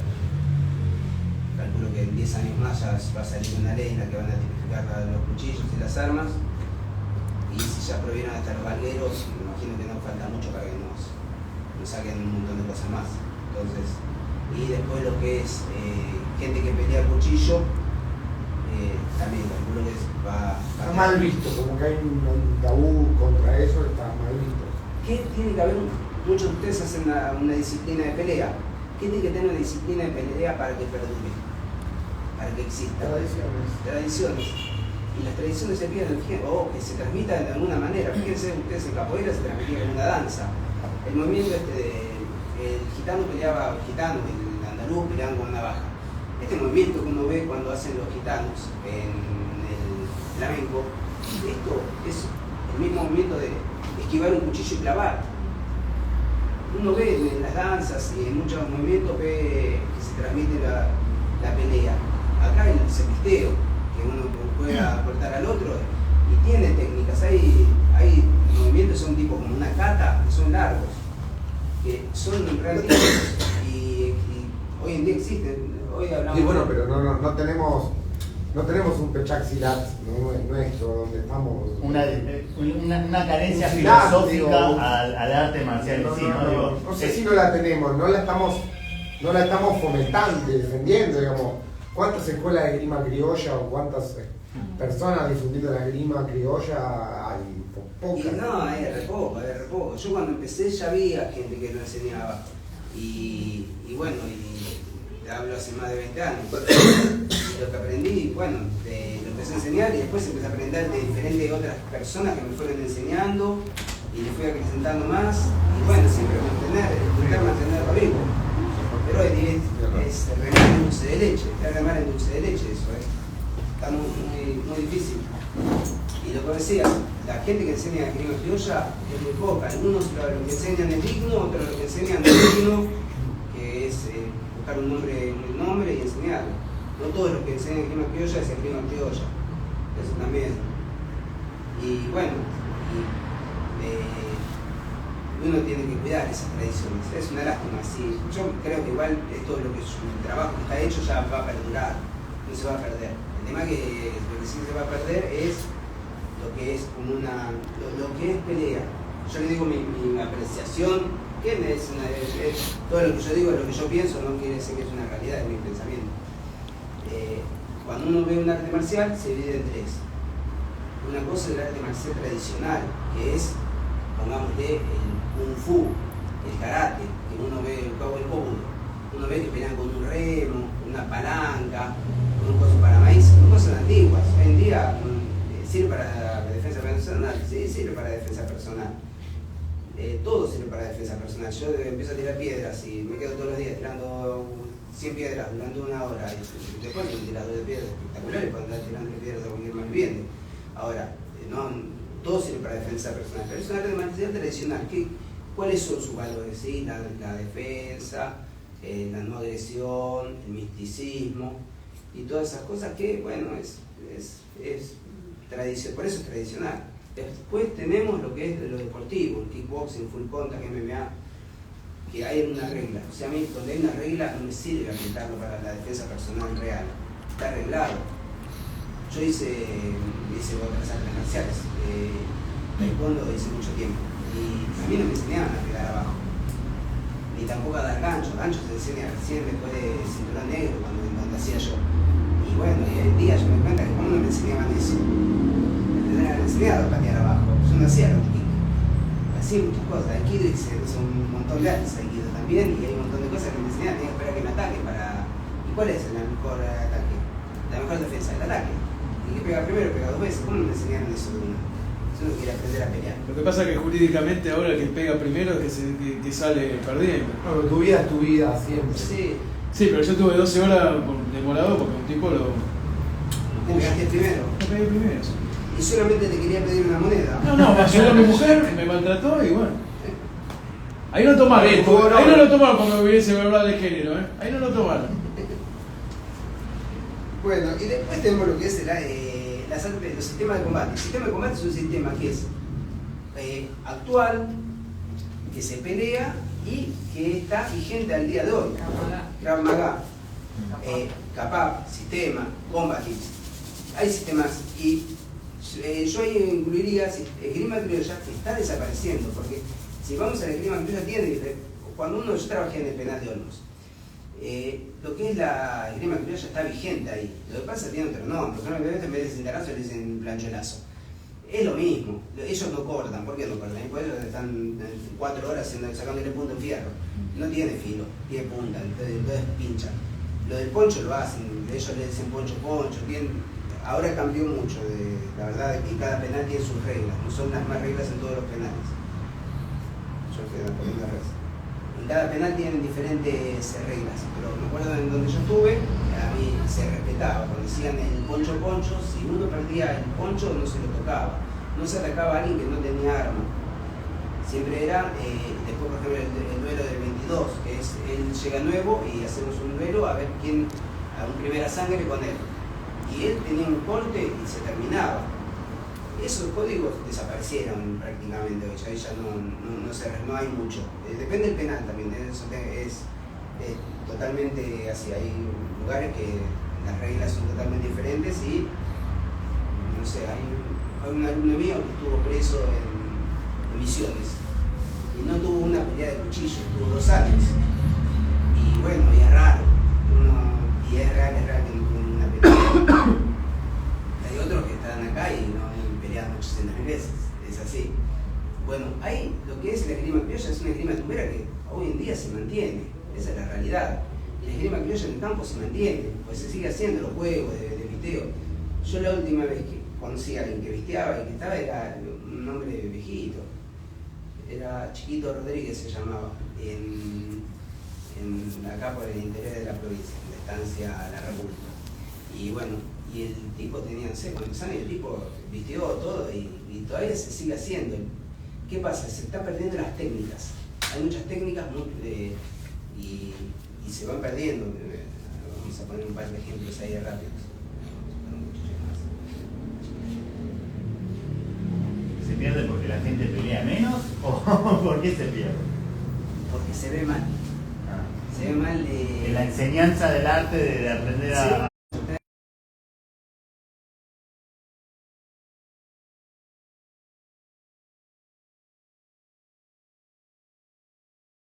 El auto encima. Es la regla de oro porque todos vivimos bajo el temor de la violencia, sea de la violencia física, de la violencia estatal, la violencia impositiva, o sea, son todos sistemas de violencia. La violencia y el Estado tiene el monopolio de la violencia, entonces no puede haber violencia interpares si es el Estado el dueño de la violencia, digamos. Sí, es el tema. La violencia, nosotros tenemos derecho a ejercer una defensa también, pues. Ahí vamos al caso de, a mí me quieren robar. Yo puedo entregar mi billetera y dejarme ser robado, pero yo me lo gané eso. ¿Por qué tengo que entregar mis bienes y no me puedo defender? Y después el Estado me defiende a mí si yo cometo. A mí un alumno mío vivía con un compañero. Al compañero lo quieren robar en la calle. Cuando lo van a robar, él le saca el cuchillo, y lo mata al ladrón.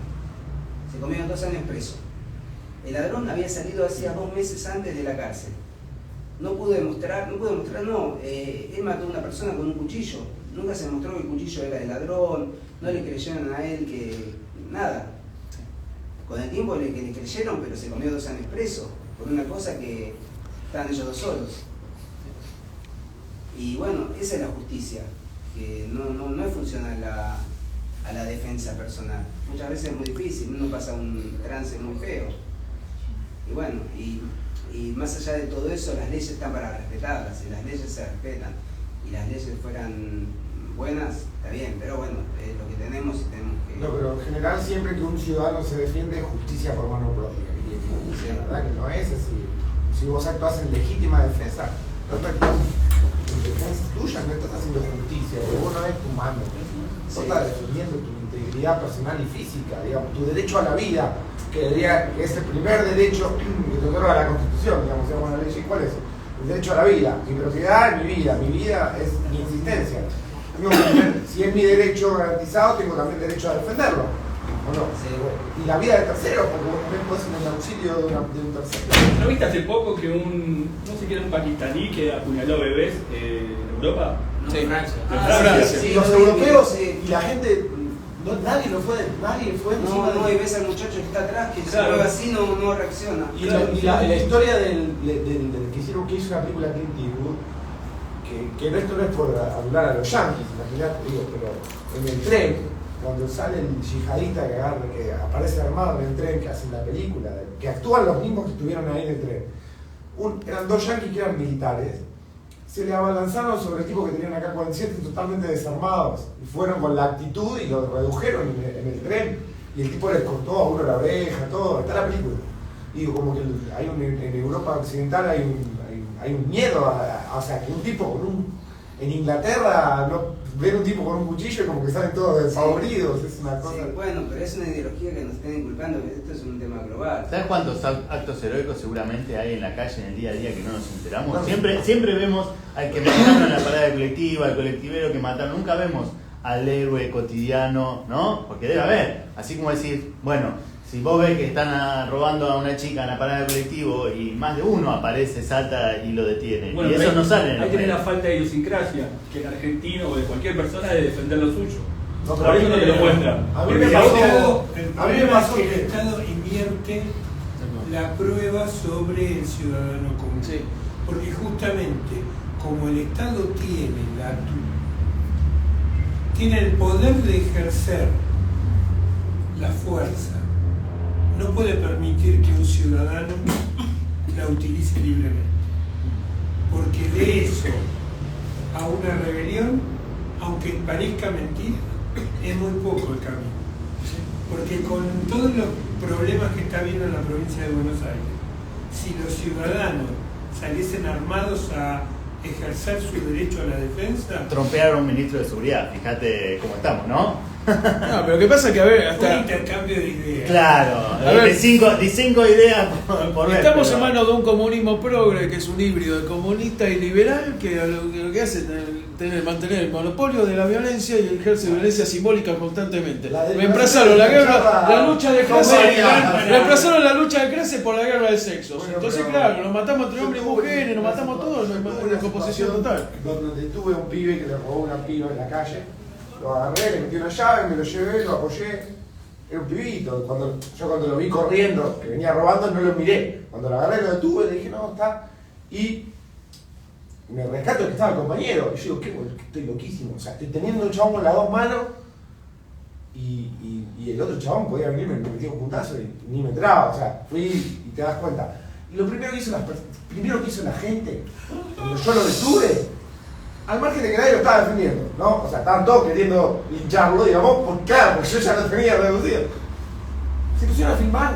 O sea, lo primero que hizo la persona es agarrar el celular, ¿entendés? Y Vos yo, no querés eso, y puta. yo no quería que me filme, digo, pero Dame el teléfono ahora. Hay un meme que estaba muy Una difundido en filmar a mí, internet. pero que vos qué querés, que después, no sé, pero, o sea, lo que pasa, porque la venganza existe, digamos, y hoy tu cara está en todos lados y cualquiera se venga por nada. No Sí, solo pero bueno, la venganza, vos hay un tenés meme muy que matar el tipo difundido. de malviviente, Sí. porque si no vos detuviste a un inocente. Claro, tú un inocente. Hasta Y el que policía no me se dice, pueda. no quiero que sea testigo. Yo no puedo ser testigo. El tipo dice que yo le hice lesiones.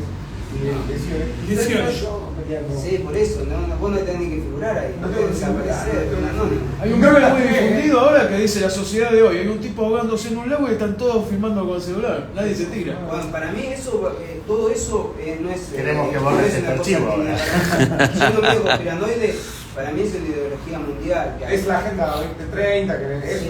todo tiene nombre, cada persona le pone el nombre que le gusta más a medida de lo que las tendencias de internet fomentan, digamos. Pero es la misma agenda que vienen fomentando, nomás que le van cambiando. De hecho, algo que vos habías dicho, cuando uno ve... Yo viajé mucho, así estuve en Europa, hace todo, con la mochila. Y la gente de Europa son como conejos, no conejos, gacelas, son animales que no son re inofensivos. Nada que ver con la violencia que hay en América. América es una selva. Nosotros acá estamos preparados para un montón de cosas que ellos no lo tienen. Y con el tiempo esto se está calmando un montón. La gente no es agresiva en Argentina cada vez. Cada vez se va calmando más todo eso. No es como era antes. Puede ser calmado en cuanto a sumisión. A sumisión, sí. Nosotros somos calmados. Sumisa es la injusticia. Ya con la pandemia nos dimos cuenta que somos sumisos. Qué sé yo, no sé. Uno puede estar de acuerdo, puede no estar de acuerdo. Ahora, lo que sí todos estamos de acuerdo es que si hay un hombre que es bachero y no puede, y tiene que alimentar a su familia, y se quedó sin trabajo, ¿qué hizo? Dejó de trabajar, ¿para qué? Y no pudo alimentar a su familia durante meses esperando a recibir el IFE, y va a recibir el IFE cuando era monotributista. Hay muchos casos de gente que se quedó sin percibir un sueldo.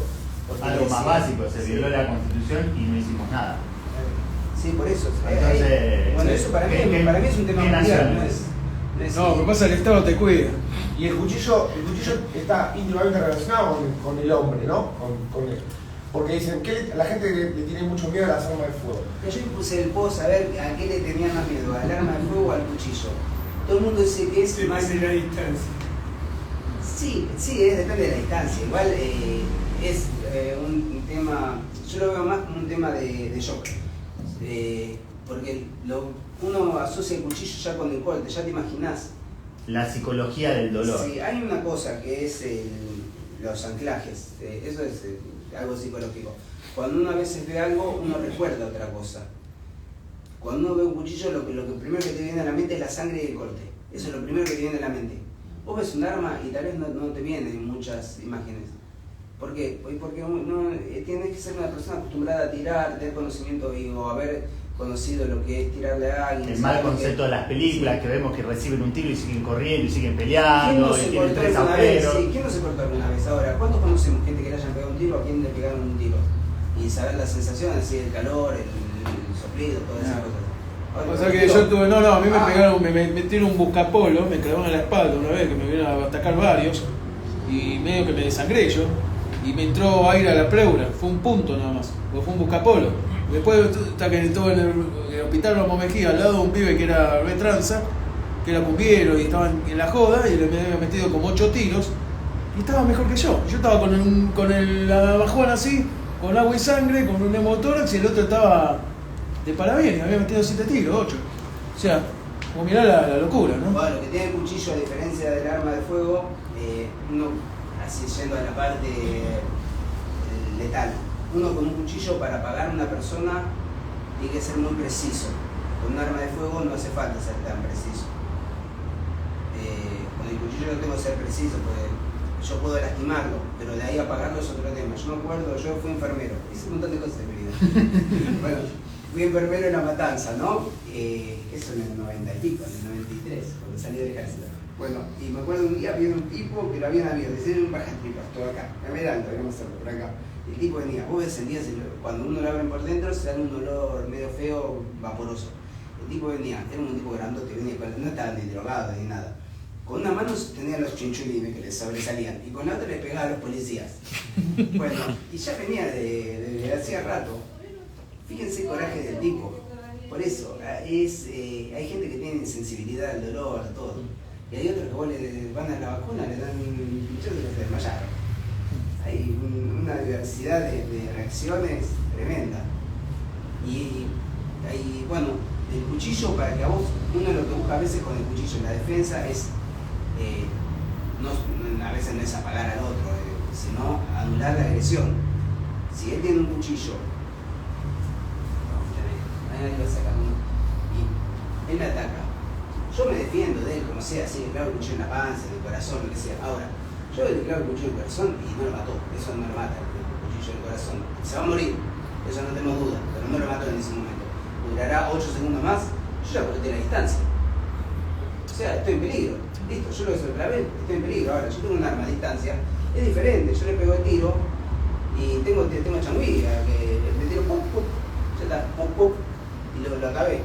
Pero eso uno no lo reconoce como, no lo tiene anclado. Lo que sí tiene anclado es el corte que yo me hice cuando estaba cortando la carne. Aparte, ¿cuántos años de inconsciente colectivo en la sangre de ancestros nos venimos matando con piedras afiladas? Ni siquiera digo mucho, una piedra afilada contra un coso, digamos. Sí, no, y es re tradicional. ¿Cuántas veces historia de duelos, todos debemos conocer, no sé, hay un montón, así, historia de duelos, uno tiene la literatura, Martín Fierro, es el libro más leído en Argentina, creo que es de Martín Fierro, y es sobre duelos.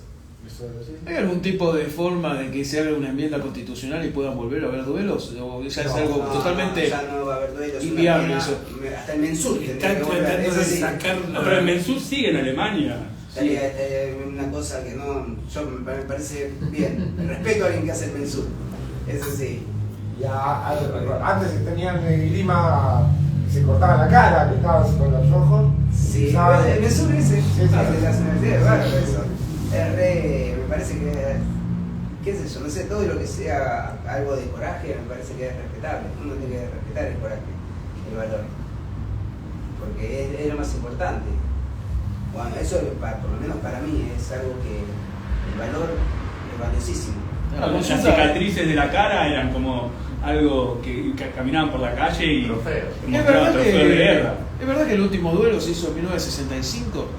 ¿Que era un tipo de un diario? No, el último, ¿Con otro? duelo así total fue de Hugo. No, pero yo sabía que hubo uno en el año 65. De Dalmiro Sáenz, o de Secundino Cabezas. Es. Y Dalmiro Sáenz no era ningún. Él había escrito el primer libro de karate en castellano. Era cinturón negro de karate. Y fue y peleó y le cortó la cara. Y bueno, después salió en la revista, todo. Corajudo. Pues, y Secundino Cabezas era un presentador y era y hacía jineteada. Bastante honorable. Igual duelos, debe haber habido un montón. En Uruguay después se pasaban mucho, se iban para Uruguay para los duelos. Igual ahí tenés, vos fíjate como es un duelo criollo. Después los que eran duelos de toque y de espada se hacían en Uruguay o en lugares cerrados, los cuales habían padrinos, todo. Es una temática bastante interesante eso. Pues lo que tiene de diferente, y ahí les hago una salvedad sobre el Bonafón, que también ahí entra, que eso no tengo nada, no importa igual. Esto es de la historia y termino, pues no terminamos más. Bueno, 1900, el tango está de moda, el furor. ¿Dónde se bailaba? En los Piringundines.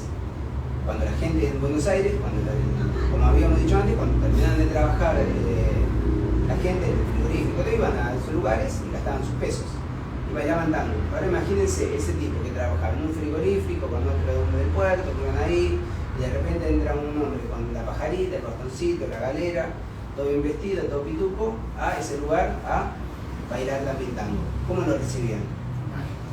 Es como cuando la cumbia se puso de moda, iban los chetos a... El cheto a la bailando. El cheto a la bailando, sí, exactamente lo mismo, que la habrán pasado muy mal. Bueno, empezaron a ligarla. Ahí empieza, eso se hace popular, se vetunea. Nos damos de cuenta que es un bastón. Claro, y ahí aparece Jorge Newbery. Hay un par de escobas acá, un par de escobas para el programa. El sistema se pasa junto con Del Cassé y Arturo Bonafón. Dicen, vamos a diseñar un sistema. Bonafón no era clase alta, ahí todavía la clase estaba muy separada, pero él enseñaba, Newbery estaba enseñando en ese momento boxeo en Queba y Bonafón enseñaba bastón. Ahí se ponen de acuerdo en enseñar a los dandis la pelea de bastón para que se defiendan y empiezan a presentar los alumnos. Y el sistema es en la era victoriana, que es la misma época donde sale el Big Knee, el Batutitsu, todos los sistemas de pelea con bastón, que es muy interesante. Y el sistema este es totalmente argentino. Y ahí es donde el dandy empieza a pelear. Este sistema fue muy bueno y anduvo muy bien. De hecho, después lo empiezan a usar para pelear los... ¿cómo se llama? No los radicales. No me sale el partido. Que peleaban contra los radicales. ¿Conservadores? ¿Qué? ¿Conservadores? Los conservadores peleaban los conservadores contra los radicales. Y Bonafón entrenaba a las filas de los conservadores para pelear en los mitines contra los radicales. O sea, rompedores de piquetes del principio del siglo XX. Claro, sí. Y bueno, el sistema ese andaba re bien. En un momento habían 3 sedes con más o menos 60 personas en cada sede. Es un sistema que se divide una faceta que es de defensa personal y otra faceta que es aplicada a lo que es el torneo. pelea deportiva. Y bueno, eso estuvo vigente hasta los años 70. ¿Qué sería bastón contra cuchillo? No, era bastón, pelea con bastón. Vos te defendías con bastón. Bastón contra lo que venga. Contra lo que Contra lo que Contra venga. lo que venga, sí, tenía un montón de normas. Por ejemplo, vos más de 3 palazos no tenías que dar. Vos tenés que eliminar al oponente enseguida, que no querés intercambiar bastonazos. Después la posición, que era el bastón se usaba así. Vos te haces esto, no es agresivo. Esto así, sí es agresivo. El golpe, por ejemplo, pegaba tac ahí. Y teníamos mucha técnica. Y era muy rico el sistema, la verdad, muy rico. Y bueno, era dinámico, es muy bueno, de traslaciones. Y no tiene nada que sea. Obviamente todo está basado en otro estilo. Se nutrió de mucho, de esgrima asturiana, de esgrima catalana, diferentes estilos, y conformó eso, y con una ideología propia. Pues Bonafont también conocía algo de jiu-jitsu, conocía un poco de todo, armas de fuego, en esa época donde todos andaban armados. Bueno, y un sistema espectacular. Bueno, y eso es lo que se puso para pelear contra gente con cuchillo. Después, en la época de esto también, ya que tiene... Es interesante porque eso no deja de ser un bastón o un palo, en todo caso, que vos podés portarlo, moverlo y es totalmente lícito. Y si vos sabés tener la habilidad y la técnica, puede ser un gran arma de defensa. Bueno, a mí en Estados Unidos me regalaron un bastón de Irish Fighting, de Batachai, que está bárbaro, es la pelea del bastón irlandés, que es un bastón de pelea. Tienes una raíz de encino y tiene todas púas, que son las que cuando vos pegás raspás. Y yo viajé en todo el avión, hice 3 aviones, y todos con el bastón en la mano, así, tuve que caminar un poquito para que no hay que pasar, porque si no quería dejarlo en la bodega. Y bueno, pero viajé con eso, que es un arma. Y después, fíjense este detalle. O sea, no te dejaron viajar con eso, pero no con un... No podés llevar, con un tenedor. no podés llevar la Victorinox, pero podés llevar el bastón con Sí. púa. No, una aerosol. Ya no no puede bailo, ser. ya no bailo. Y después, otro detalle interesante para ver lo que es el bastón. En la época de las pulperías, en 1880 por ahí, los pulperos utilizaban de seguridad a los vascos. El vasco utiliza la maquila. La maquila es un bastón que en la punta tiene una punta y eran muy buenos, ellos eran muy diestros, tenían un sistema de pelea con maquila. De hecho, Napoleón Bonaparte tenía una división de maquileros. Y bueno, y con la maquila eran los seguridades, porque vos más allá, algo que es básico es, el que tiene el arma más larga tiene superioridad. Él me saca un cuchillo, yo le pego con un maquilazo ahí, hasta que lo saco ya le pego. ¡Pah! Bueno, entonces se usaban, y de hecho hay una historia que cuenta que de un encuentro entre Juan Moreira y uno de los hombres que hacía la seguridad, que Juan Moreira terminó arrugando contra el vasco. Bueno, ¿alguna inquietud? ¿Alguna pregunta? ¿Cuándo sigue la próxima clase? Tienes que ir a mandarle un mensajito privado y... Sí, es interesante, es interesante. Lo que tiene que estas disciplinas a veces es que se mezcla mucho con la historia. Y también uno tiene que ser abierto, qué sé yo. Yo aprendo más escuchando a veces que uno escucha lo que le cuentan. Yo cuando aprendí esgrima criolla, lo que aprendí, lo primero fue nada más los movimientos de cuchillo. Y todo lo demás fue gente que me enseñó de diferentes lados.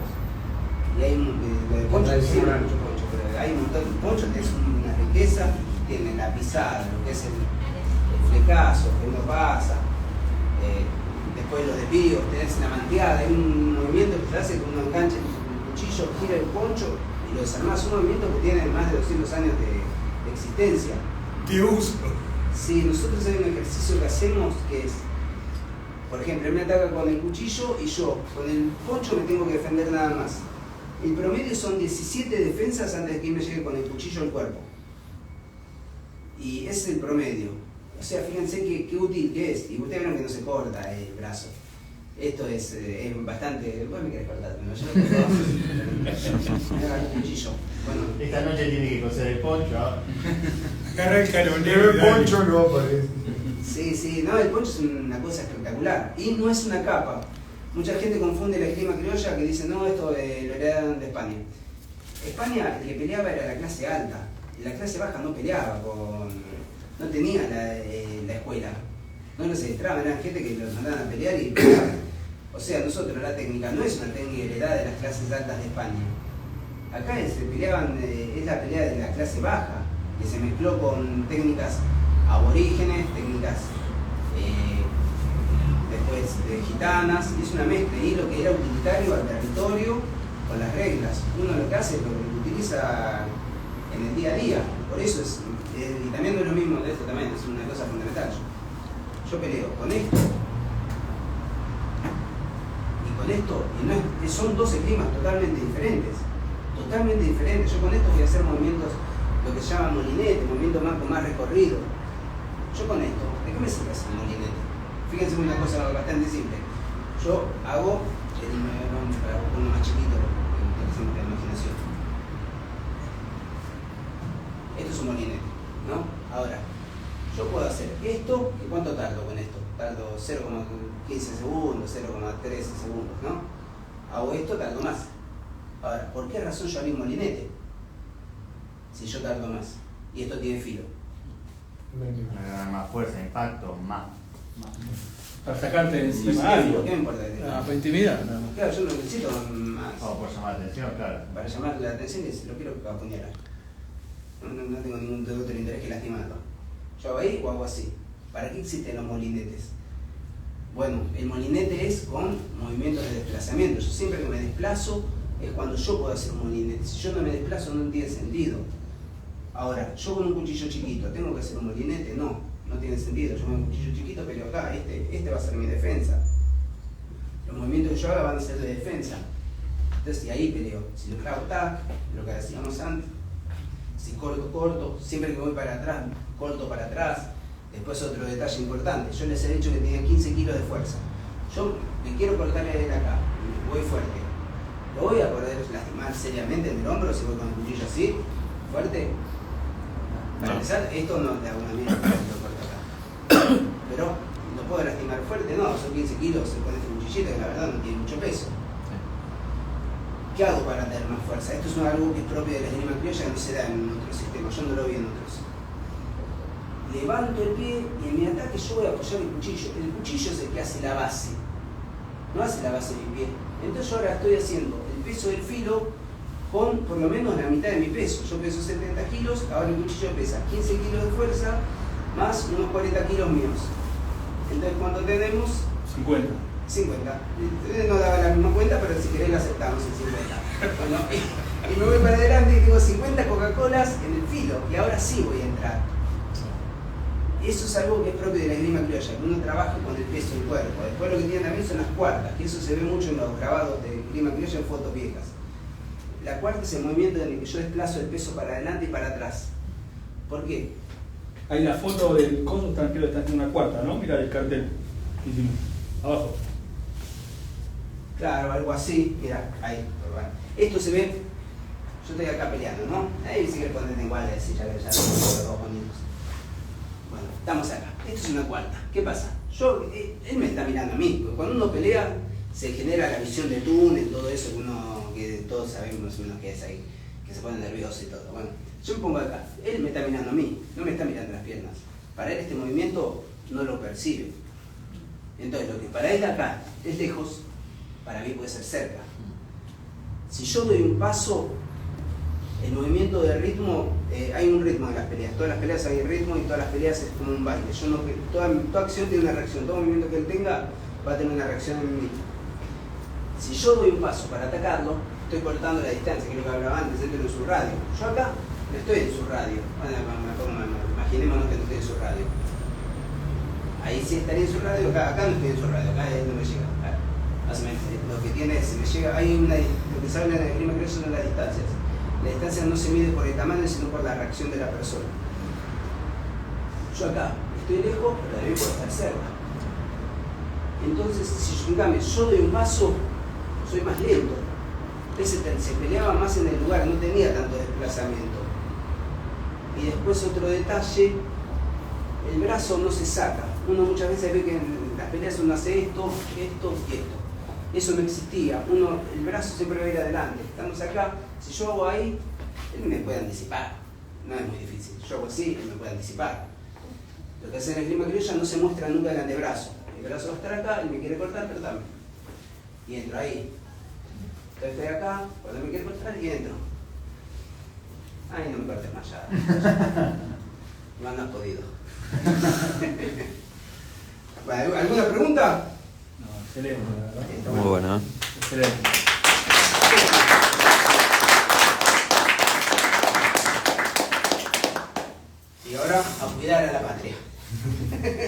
Bueno, ya le queremos agradecer a Jorge por venir a visitarnos.